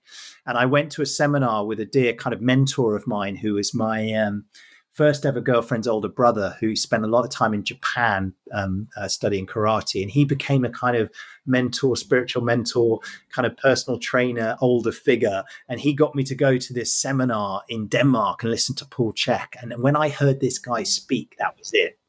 That is what I'm going to do. Love it. And so you were then building this kind of nice practice of Yeah. you, and you were traveling, you were kind of in London, you were traveling to clients, working with them individually, Yeah. going I to was their homes, that kind of thing. exactly. Yeah. I based myself out of a studio in High Street, Kensington, underneath the hotel, the Royal Garden Hotel there. And I had a kind of mixture of clients that came there. I went to homes, had quite a few high profile clients, which obviously built up sort of that kind of credibility. But a lot of my clientele were successful executives. Yeah. And that's where the next opportunity arose, which came out of nowhere again. And I have always been good at kind of following threads and listening to where the next evolution is, because there it seems to be in my life. I listen 7 years, there's another evolution. I never thought I'd ever work in business ever. I went into my dad's office in the 80s and thought I'll never work in an office. Mm-hmm. I mean, Hey, Charlie, on just on that, I'm just having yeah, my own personal reflection on that, yeah, which is because I had a very similar kind of relationship with something like that, and finding my way into the work that I do that seemed very far removed from a corporate environment. And there was definitely a transition moment where I was kind of going, do I really fit here? Like, does this make sense? Because I've always thought this is not what I'm about. This is not who I am. Not to be in any way like saying there's a good or bad choice, just that in terms of knowing me and where I fit and what I'm interested in, I was like, this isn't my world. And then going into that world and having a period of feeling, and I still get it now, to be honest, where I feel, am I an imposter here? Do I really, do I fit? Does that resonate for you? oh, for a long time. It's now 17 years working in organizations, and I think there'll always be a piece around truth behind that, because I've never worked that inside internally. So I don't have that perspective, and I own that. But I also recognize I bring difference, which is important, because we cognitive diversity to drive performance. And I have a very, very unique life experience that's brought me to this place, which is not your traditional life experience. But with that comes a hell of a lot of wisdom and perspective that can be unlocks and helpful, can also challenge. So I kind of recognize where my strengths are. And also I'm very conscious of where I may not be able to help and go, that's not me. That's nice. Yeah, I love that. I love that. It's so important. It's super clear. But that comes with time, though, doesn't it? Where, and again, it's so interesting for me, Charlie, because I think one of the things I love about our connection and our relationship is that there are so many parallels, actually. And although I think we were completely remote from each other for a long, long time, I think it was only really when you moved back to Wiltshire and I was in Wiltshire, and then we really connected again. And then, that kind of the whole coaching training path coincided. And I've been very cognizant that there have been moments where you've shared your experience, your insight, and that's been so helpful to me. Like, it's just totally landed, and you've been very helpful, probably more than you've realized in, there have been a couple of moments where you've given pointers or made suggestions, and it's just really helped me. I got to say, I wanted to share that with you. And so, okay, I'm going to do a bit of a hop, skip, and a jump here, because so essentially you're then beginning to segue into something more like, call it corporate training, something like that, and you probably worked with a few different organizations doing that, and then have gradually, maybe this is what started the thought, is the confidence it takes, which I think one evolves over time, to understand, and the self-awareness, like, this is the lane in which actually I'm really good. Like, this is the lane I'm interested in. This is what's passion for me. It's also the lane where I've got real ability and skill. And it's then I'm connecting that to real needs that people have in these particular environments. So I'm beginning to understand, I'm really beginning to get quite secure and confident about how I do fit in here, where I can create value, what I'm good at. And part of that is going, and there's a whole lot of stuff that I'm not interested in, or I'm not good at, or it's not really important to me, at least, or to my clients, and being able to be very explicit about that. Whereas perhaps when one's starting out, it's like, I need to be everything to everyone. If someone says, can you help me? I go, yes. And it's lovely to start to get into that space. You go, look, I know what I'm about. I know what I do. And let's find out whether that's something that's going to be helpful here. Right? Spot on. Yeah. I think it helps to go broad to begin with, and then take some time with the broadness. And not that I was consciously doing that. I did go kind of quite broad in that whole area of organizational development, leadership development, culture change. So I kind of went quite broad in my, and then narrowed down, funneling in time. And yes, it's taken a long time, Sam, and I'm still on that journey of what I would call wholeness. Like, I'm just good at stuff, and there's some stuff I'm really not good at, Sam. I'm not a detailed person. I'm not great with detail. I'm not the most organized person in the world. I struggle with some things, but I'm really good in some areas, and I can own that. And I can own my strengths, not from a place of arrogance, but I know the impact I can make here. But I also know that you're probably not going to want to get me involved in this piece. Or if you are, we're going to need extra support. Yes. So I can bring my uniqueness that's going to add value. And I'm okay, and I'm authentically okay to go, I'm just not good at that. I don't have any shame around that either. And I think understanding my neuro profile has been helpful for that, and also having a daughter who is struggled in the traditional sense of education has got God. It's like, more and more I feel that as an important conversation for me to talk about as well in my talks around owning our uniqueness and our differences, because there are so much of the work population have brains that are not necessarily suited for their roles. Well, and yeah, this is, I mean, we could really dive into this actually, but I'm actually going to move. I want to get on to your domain expertise, but just as a bit of a sidebar, I think that's so rich, that notion of really understanding your strengths and doubling down on those, like leveraging the strengths rather than trying to shore up weaknesses to sort of fit a profile or a mold. And I get that where, I'm working with the folks who are at the top of the chain and they're amazing at what they do, but a big unlock, for want of a better word, it's a bit of an F word, but a big, revelation is that moment when it's like, oh yeah, and these are my superpowers in how I do what I do. And it's like, yeah, I can really leverage those, and I can kind of relax on some of those other things that perhaps I've been trying to do, but they're not really who I am or what I'm about.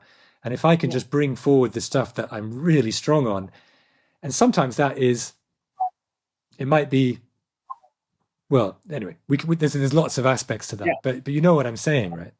Totally. Absolutely. And at the same time, I think it is important to, like you say, be super mindful of our weaknesses. Sure. And maybe some of those may need to be developed potentially, or may not need to be developed. And I think it absolutely play to our strengths. Be mindful of those. Do they need to be? Do they cause any? Are there any consequences in your work relationships because of them? But it's kind of the overarching experience I've observed is that it's one of being able to relax. As a leader, as someone who's feels like they need to be in command, it's the ability to just be able to relax and go, it's okay, because actually just by showing up and being me, I'm immediately moving the dial. Well, there's so much freedom in it, Sam, because you're not pretending to be someone you're not. And with that comes huge amounts of freedom. If we're hiding parts of ourselves that we're ashamed of, or we're wearing a mask to fit in a certain way. It's not to say those masks aren't important in certain contexts, but I think the more that we accept and allow all parts of ourselves, the good, the bad, the indifferent, the more freeing it is. So totally agree. So, Charlie, let's dive into resilience specifically, and that's what I think of as being your domain expertise. By the way, can we run over a little bit? I can run over a little Oh bit. yeah, I've got till 12, mate. So All right. if you I haven't got yeah, quite as long I as mean, that, but we can whatever run you over like. a bit. It would be nice. Okay, great. So let's start with, and you spoke to this earlier on actually, but maybe just start with how you frame what is resilience? Like what is it? Like, how do you think about it? How do you frame it? What are we talking about? I mean, it's like I get resilience is a good thing, but what are we really saying? What does that mean? Mm. Right. First of all, I think all humans are innately resilient. So there's an element of it, of we are an incredibly adaptable species. Uh, and I think it's our resilience. Part of it has enabled us to do that because part of resilience is adaptability. But there are many ways to define it. Okay, so if we look at kind of evidence-based ways of scientific ways of defining it, currently is kind of our ability to be able to withstand pressure and to positively respond to adversity. All right, so that would be a kind of Withstand pressure and positively respond to adversity. Nice. And then I would argue, resilience 2.0 whilst maintaining our mental health and well-being. So not at the cost of our mental health and well-being. So right, because you could say, going back to that prep school, we developed mechanisms for withstanding pressure and positively or sort of copingly responding to adversity, but maybe not in a way that was absolutely optimal. Exactly. Potentially unhealthy. Conserve and actually those strategies are quite helpful for me in certain contexts, but I'm aware of them, I'm conscious of them, and they can be unhealthy in others. If we look at the root word, I like looking to root words of things, like where did the word come from? Resili comes from Latin, which means it's kind of like it is an element of sort of withstanding or bouncing back. So often resilience was initially spoken about from an engineering perspective, that a something can kind of bounce back, that from an engineering perspective, there's a resilience to some sort of structure. So often you hear about this notion of bouncing back, which is definitely a part of resilience. But I personally see resilience more than that. And so I like to challenge some of the myths and the narrative around it. So if I was to define it, I define it by this is not my definition, but a definition that I like to use is advancing despite adversity. So if we look at all three of these words as a definition of advancing. Love that. So advancing, we are all, every human, whether they're conscious or not conscious, are wanting to advance towards something that's meaningful and matters to them in their life. A CEO wants to advance towards the strategic priorities of an organization. A team wants to advance towards their most important objectives. An individual wants to align to their goals. They want to advance towards something in our lives. And as soon as we take out direction in our life, we suffer. We need to have that sense of purpose, that meaning, that direction. Our brains need it. Our brains need clarity, control, and certainty. It's up to us to define what that purpose is. But we need it, and we need to have clarity around it. So advancing is that moving towards what matters most. So that's different than bouncing back already. Despite is an interesting word to use. Despite talks to a couple of things, like we got to keep advancing. Adversity is inevitable. It's going to happen, the big and the small. Every human being is going to face adversity. Every team is going to face every organization. Some of that's going to be big. Some of that is going to be small. Everyday adversities, the little things that happen all the time, and the big ones. Despite means despite, we're still going to keep advancing. We're still going to keep on going. We'll find a way to keep on going despite adversity. Also, despite also speaks to a distinction that I like to make around resilience: adaptive resilience and proactive resilience. We need both. Adaptive resilience is what I've developed from my car accident. Adaptive resilience is what I've developed through my therapy of understanding my boarding school phase. Adaptive resilience is about going back to the past, making sense of it, understanding it, integrating it, which enables us to get stronger. Nietzsche said, what doesn't kill us will make us stronger. I disagree with Nietzsche, if I dare disagree with a great German philosopher. I say, what doesn't kill us that we heal, learn, and grow from will make us stronger. Absolutely will make us stronger.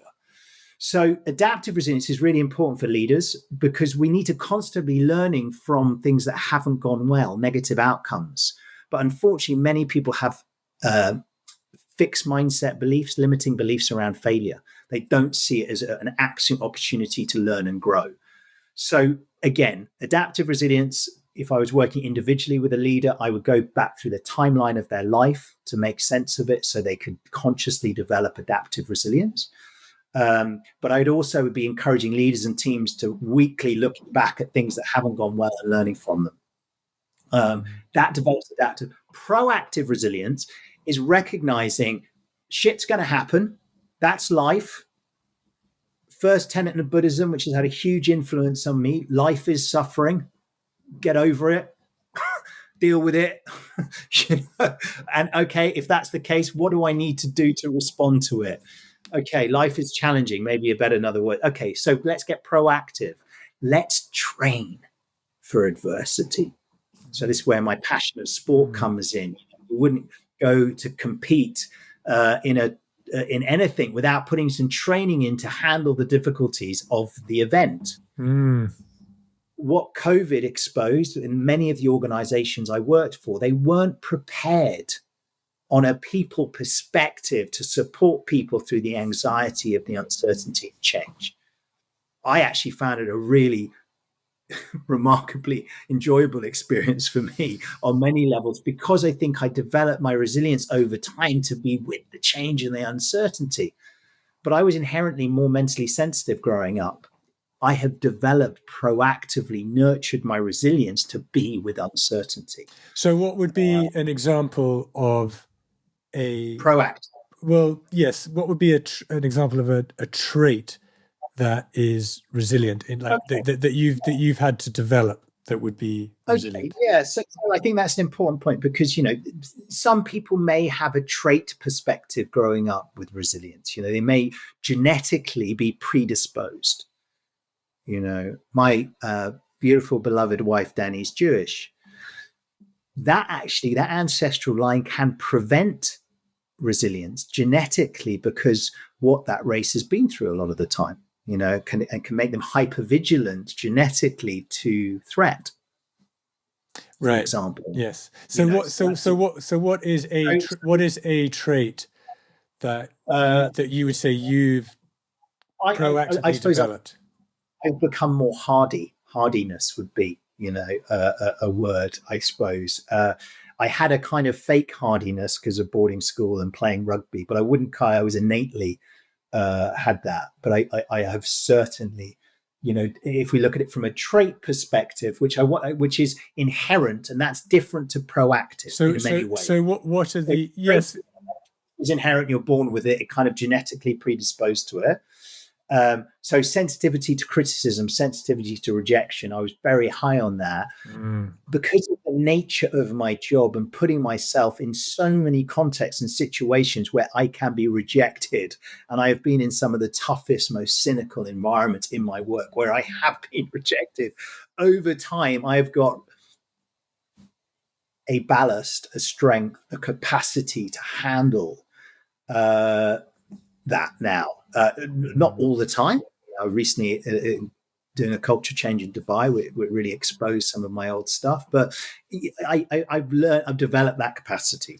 So what I'm hearing you describe, Charlie, in the way that I understand this, is that you're describing a securely located sense of self that's intrinsic.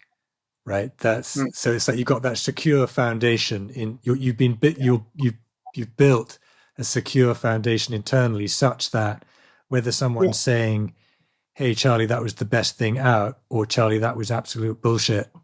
What are you doing here?" You have that secure anchor, the secure platform inside that says, "I know who I am and what I'm about. I have an experience of self that's independent of whatever's going on around me." Does that make sense? Absolutely. And there are different languaging you Yeah. can use, but I Yeah. really like the way you framed it. I mean, again, if you want to look at kind of literature, say from performance psychology perspective, which I studied a lot by working with Lane 4, which was a consultancy of applying performance psychology to business, Mhm. you may use the word self-belief as well, Yeah. which is strongly correlated to self-esteem and self-worth. Mhm. That's certainly developed over time for me. Self-belief is often looking back and seeing, God, I've done a good job here, a good job there, a good job there. You start to build up evidence around things that you focus on. Oh, okay, So, So I like that's interesting, because that speaks to that virtuous cycle. So it's not like it's one side and the other. It's more like a cycle where you go secure sense of self and evidence of attainment, if you like yeah, evidence of self, let's call it that, or something like that, external from me. yeah. And then they do feed into each other. It's not like they just exist completely independently, but you can Yes. you can go on. You got a thought coming. Go on. No, I love it, Sam, and thank you for making the distinction. I was just going to say that you and I probably work with a lot of insecure overachievers, Mm-hmm. and actually, one of the ways to help them with that is because they're often feel like they need to prove themselves, because it's actually coming from a place of I'm not good enough, Yeah. which is an impact actually on that level of self-worth and self-esteem. And actually, one of the ways that we can heal or shift those beliefs is by paying attention to success and achievement and progress in a small way, and being proactive with that, because the default nature is to go to what I don't have rather than what I do have. And actually, I learned again explicitly with Adrian Morehouse, who is a gold medaling Olympic athlete. The unlock he had to become a gold medalist was when he started working with a performance psychologist and stopped focusing on what he didn't have and more focusing on what he did have. Yeah. And as soon as he made that shift, Los Angeles, 1984 gold medal, because and there's so many wonderful stories. There's another wonderful story of an amazing skater, and I forget his Jan something, who was the most extraordinary skater in history, but had never won a gold medal.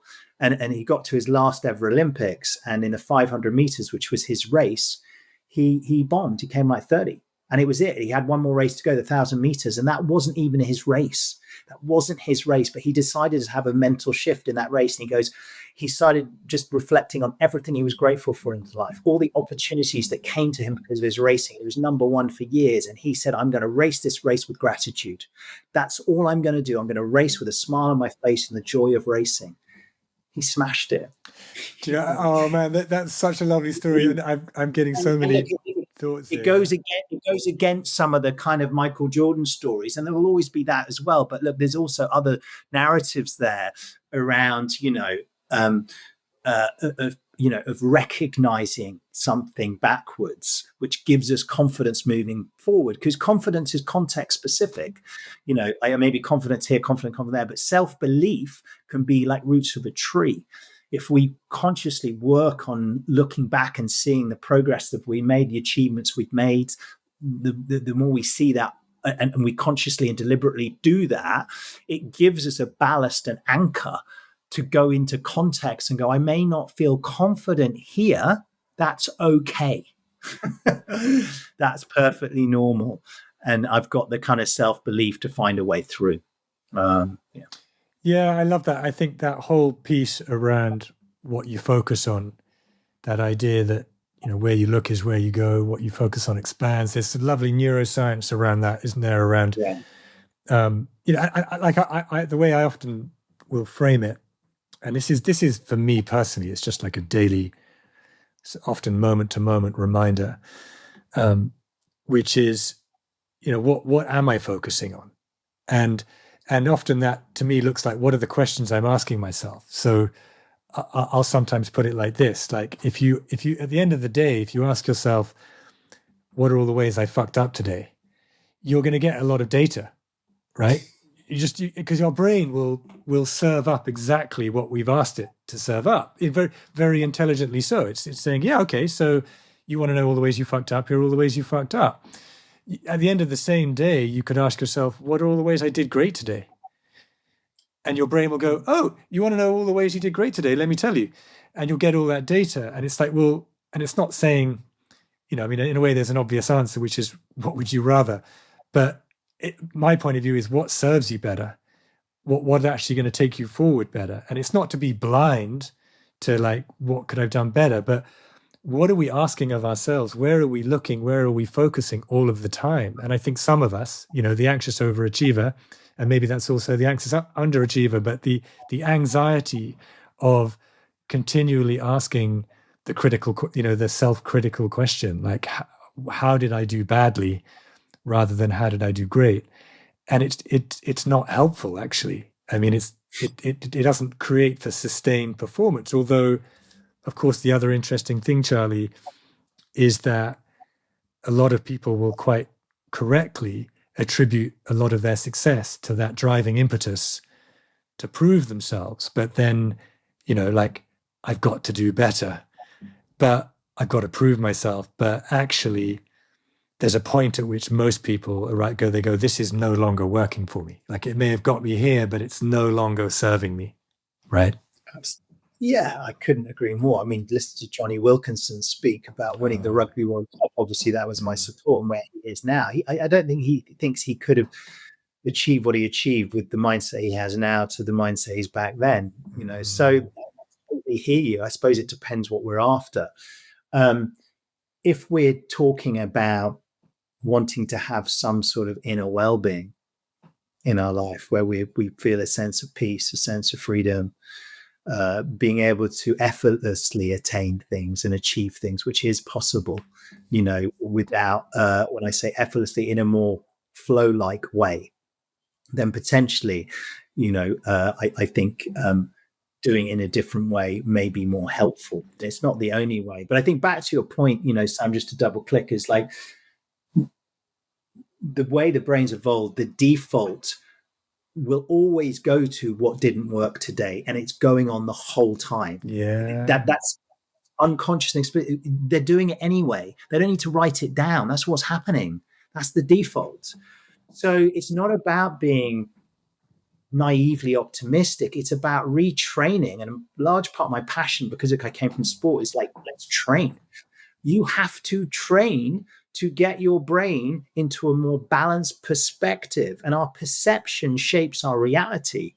And absolutely, our attention drives our performance. In performance psychology, attention is the number one. Focus drives the performance and the results we want. And we have to proactively look at things that are going well and things that we are appreciative for and grateful for, if we want to have a more enjoyable subjective experience. Well, see, I think that word is so key, enjoyable. And to me, that is one of the great realizations, that when people start to engage in this kind of work, this kind of discovery of like, how can I, like, what does resilience really mean? Well, is a big part of that about understanding some of the ways that I've been talking to myself, maybe very unconsciously. Maybe there's evolutionary aspects to that. Maybe there's past trauma aspects to that. Maybe there's coping mechanisms aspect to that. And if I can start to resolve some of those things in a way where it's kinder, it's more affirming, etc., that not only do we find that we're more resilient, we're more effective, so that's great. We're more productive, we're better leaders, all of those things. I can just continually keep drawing those lines because they're just so obviously the case when you start looking at all the case studies. But also, crucially, I'm just enjoying it more. I'm just enjoying it more. I'm enjoying the journey. I'm enjoying the pursuit. I may be going after things that are really demanding, really challenging. I may be in very intense environments, but I'm enjoying it more, and it's like, yeah, I mean, what the fuck are we doing if we're not enjoying it? Right. I mean, I have to keep reminding myself of that. Like, are you enjoying yourself, Sam? Are you having a good time? Like, what are you waiting for? Like, what, Yeah, you know? totally. And I think that's sort of often I notice in the systems I work in, there can be a lack of joy, and I think that's Yes. something I can bring in my work is like kind of role modeling that joyful curiosity. Because I think it's so important. So, and look, and I also, want to just double click on something you said. Mm. A large part of resilience is about self awareness, and as it was on the Delphi, know thyself. I think we know ourselves. We're going to be more resilient. Yes, there's neuroscience backing this stuff up, but if we look at ancient philosophy and ancient wisdom, it's all there. It sometimes can be helpful to kind of look at neuroscience and see this, but I think, a lot of this thinking has been around for a long, long time. And then back to your point, I think we are with ourselves every second of the day. You are with your subjective experience of what you're thinking and feeling every moment. Oh, why not make it more pleasant? Yeah. And why not feel more free? Because that's the essence of true freedom. Is like, do I feel freedom within myself? And there's a process to that, and there are skills that can help. And as you said, it's about enjoying the ride, isn't it? As well as having, the direction of where we want to head and what we want to achieve, but we want to enjoy the journey along the way. Yeah, I love that, Charlie, and isn't it? I love that there is an essential golden thread here. The know thyself. It's the, like you said, say the Delphic oracle, and yeah, it all comes back to that, doesn't it? Really, I mean, I think, and at a macro level, it's like, well, what are we doing here? Like, what are we? We're here to get to know ourselves, to understand who we are. Yes. Ultimately, I mean, surely Yeah. that's the right. And then of course, then that's infinite in its facets, and in terms of what journey we're each on. That's going to be I very love that. individual, very unique. Yes. Absolutely, Sam. And I love that. I love the word you used, infinite. I mean, a couple other distinctions and things that may be helpful. Is that, one way I see my work, and maybe similar to your work as well, is like helping people play the inner game of life better. We're all playing a game on the outside, whatever that game is. CEO's playing a game, the team's playing a game, we're all playing a game. But actually, what drives a lot of performance and often not enough attention in business is what's going on the inside of people. We see the behavior, but we don't see what's happening. But if we get better skills and a better awareness of how to play that inner game, which then impacts our mindset, our attitude, our behavior, and the results that we're seeking, is huge. And that an infinite is like we're all playing an infinite game, which I love. This word, an idea of a kind of it's never ending. It's an infinite game that we play, and having some sense of for yourself, what's your own infinite game? What's the game that I will be playing at night? I love that, and that night is so key. That's one for me, because it's amazing to me how I can be kind of had a good day, going to bed happy, and then there's, like, for me, there's a moment, and I think it's just as I'm going into sleep, and then all this shit can show up. Hmm. And I'm like, God, I'm feeling anxious. I'm experiencing existential doubt. I'm, worried about the future. I'm judging myself. It's like, geez, man, like, okay, this is where I get to kind of do the work of, like, I okay, love it. how do I, like, there's something you talked about. I think you talked about imprinting on the nervous system. There's some imprinting here that I need to unwind. I need to recalibrate. I need to kind of relax, come back to who I am and what I'm about. Absolutely. I mean, and I love it again. What you said, it is work. Mm-hmm. It's the most important work. And in the traditions I followed, they called them work schools, but they were referring to inner work. And the more we do that inner work, the better life gets, and we get confronted with all of our anxieties, as you said, our doubts, our deficiencies, our insecurities. Mm. But we learn to build a better relationship with them, and and again, a different perception of reality. One metaphor I like to use is we're all inside a perception box. It's not my metaphor, but Bridge used in and out of the box as a metaphor to talk about attitude. But we all live inside a perception box. And what shapes our perception boxes are our genetics, the culture that we were brought up in, whether we had any trauma. So every individual is seeing the world through their own perception box. But for me, the key really is to understand what has built our wall. And the more we understand it, the more that box expands, which enables us to perceive life differently. When we're under stress, what happens is the box contracts. And so we're then very limited on what we end up perceiving, because we're perceiving it through, unhelpful thoughts and feelings. So one way I look at it is to say, well, what am I doing to expand that so that there's more freedom, there's more space? I love the way you're framing that, Charlie. The way that was put to me by one of my teachers was wide tolerance and close tolerance. So, the idea that you can be in wide tolerance, which is, but there's a place for both. And maybe this is a slightly different thing, but it's similar. So, wide tolerance would be high altitude kind of perception view. That's maybe super creative, if you like. And then this would be kind of close tolerance, where I'm very in the detail. It's narrow view. It might be more about execution, but equally that there's a time where you kind of go, okay, I need to be conscious and go, I need wider tolerance. I need wider view, wider perception.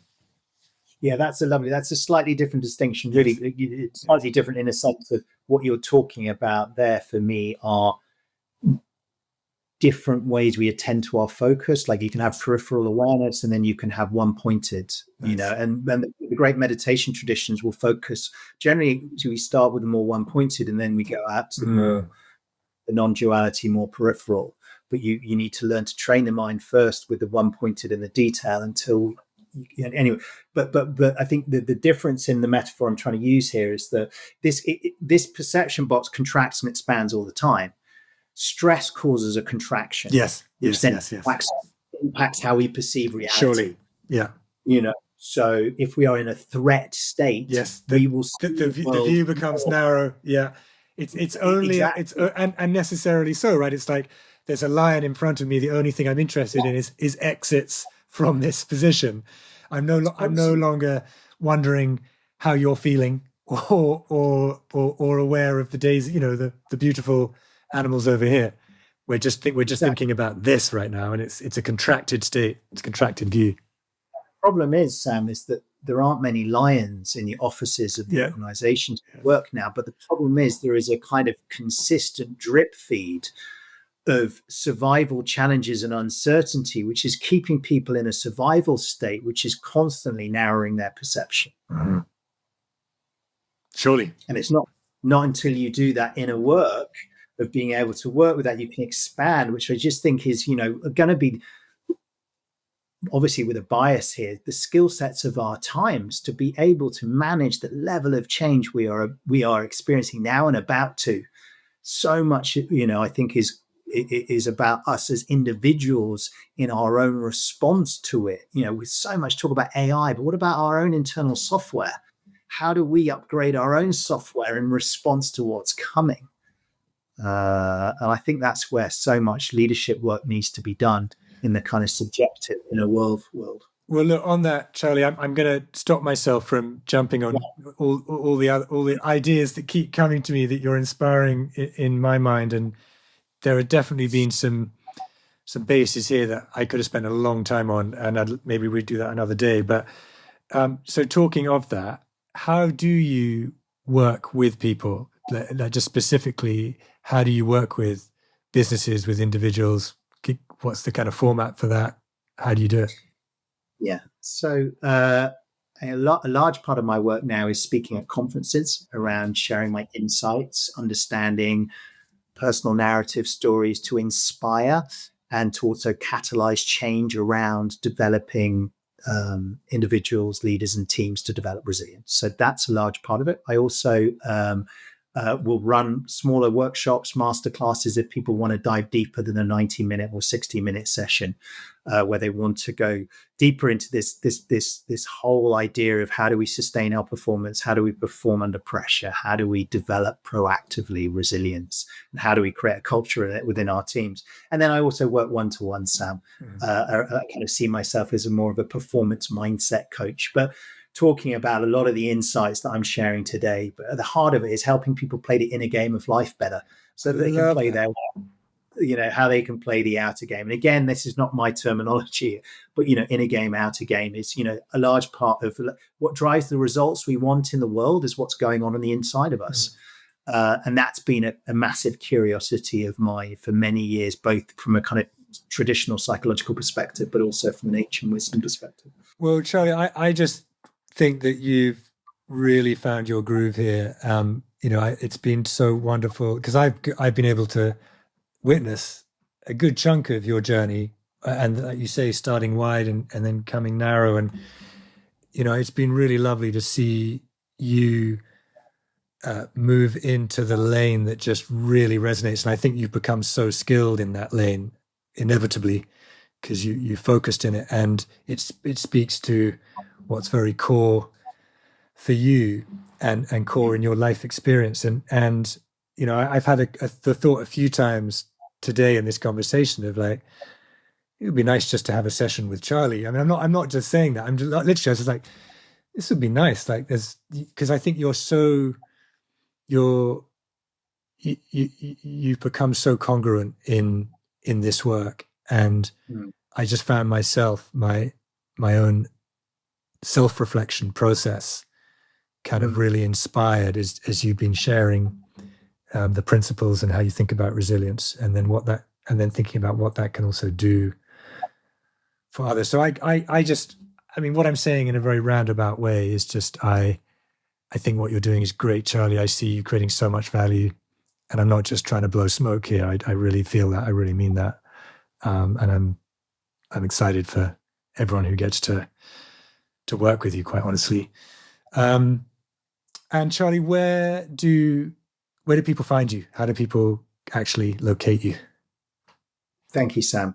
It's taken me a long time to be able to receive feedback, by the way. It's a real, I just want to name that, conscious effort to be able to hear those appreciative. Yeah, I get you. It's a continual journey, something I help a lot of leaders with as well. Yeah. Although and struggle to receive affirmative. But I think particularly the word congruence, because that's what I've been working on. So thank you for that. You can find me LinkedIn. I'm very present. So I'm very present there. And I have a website, charliecannon.com. It's a bit old. I'm rebranding. It's going to be launched very soon. I also, very excitingly, are stepping into the TV world and going into business with a friend of mine who's a very well-known TV producer. So I have a channel coming out in September. There's going to be lots of exciting things that are going to be moving through that. But I'm going to be taking what I feel is an incredibly important trait, capacity, skill set, not just into organizations, out into the wider world. And I think with where we're heading, with information, it feels I'm ready now, almost turning 50, to be able to. It's taken me a while to share my wisdom. Do you know, I really get that, Charlie. By the way, we'll get all of that in the show notes and all of that. It's so funny. I'm using these words like I know what I'm talking about, but there are show notes, and we're going to put that information in them. Again, I just keep feeling I have the experience of resonance with your journey, my journey. But there was a moment that I had a couple of years ago where I was like, I mean, this sounds a little pompous or narcissistic, but it's not intended like that. It's genuine experience of, I need to share this. Like there's a way that I've arrived at that is really good. And in a way, it's nothing new. There are people doing all different versions of this in all different ways. But there's something I've got to share, and I want to share it, and I've kind of got to share it. Like I'm 50. It's passing the baton. It's passing the baton on. Like, let's keep passing the baton. You know what I mean? And that really was a change in gear inside of me of like, okay, this is about, yes, it's about fulfilling myself still. Of course it is. But it's also about holding, shining the torch and holding and passing it on, right? Yeah, absolutely. And I also just want to say, look, I think it's also healthy for us to question our own narcissism. Like when I say narcissism, I'm not talking about the personality disorder, but the deep desire of most human beings to want to be loved, admired, and recognized. Mm-hmm. So I had my own journey of like, okay, why have I ended up on a stage to perform? Mm-hmm. Well, unconsciously, sent to boarding school at 8, I felt unwanted. I want to feel wanted. So I am very aware of that dynamic. And maybe that's because why I haven't actually done it as much as I wanted to out there, because I've wrestled with what you spoke to, because that's always going to be there. I mean, I like to be admired, but also having some awareness of that trait in me, which I feel a lot of maybe influencers haven't. And I think we're seeing a shift from the influencing kind of era to actually there were some genuine, authentic expressions of things where people have actually done the work. And it's not based on a kind of short-term fix thing, if that makes sense. It really does make sense. And I'm going to resist going into more stuff, but all I'm going to say, Charlie, is I think you've got a really great message, really powerful. It's very congruent. It's very awakening, and all power to you. I'm cheering you on. That's for sure. Nice one. Lovely. Connect Sam like this. It really was one of my highest values is meaningful connection. So to be able to do this with you and reconnect this way has been lovely. So yeah, good for you for doing this. Thanks, Charlie. God bless you. Take care. Talk soon. Bye-bye.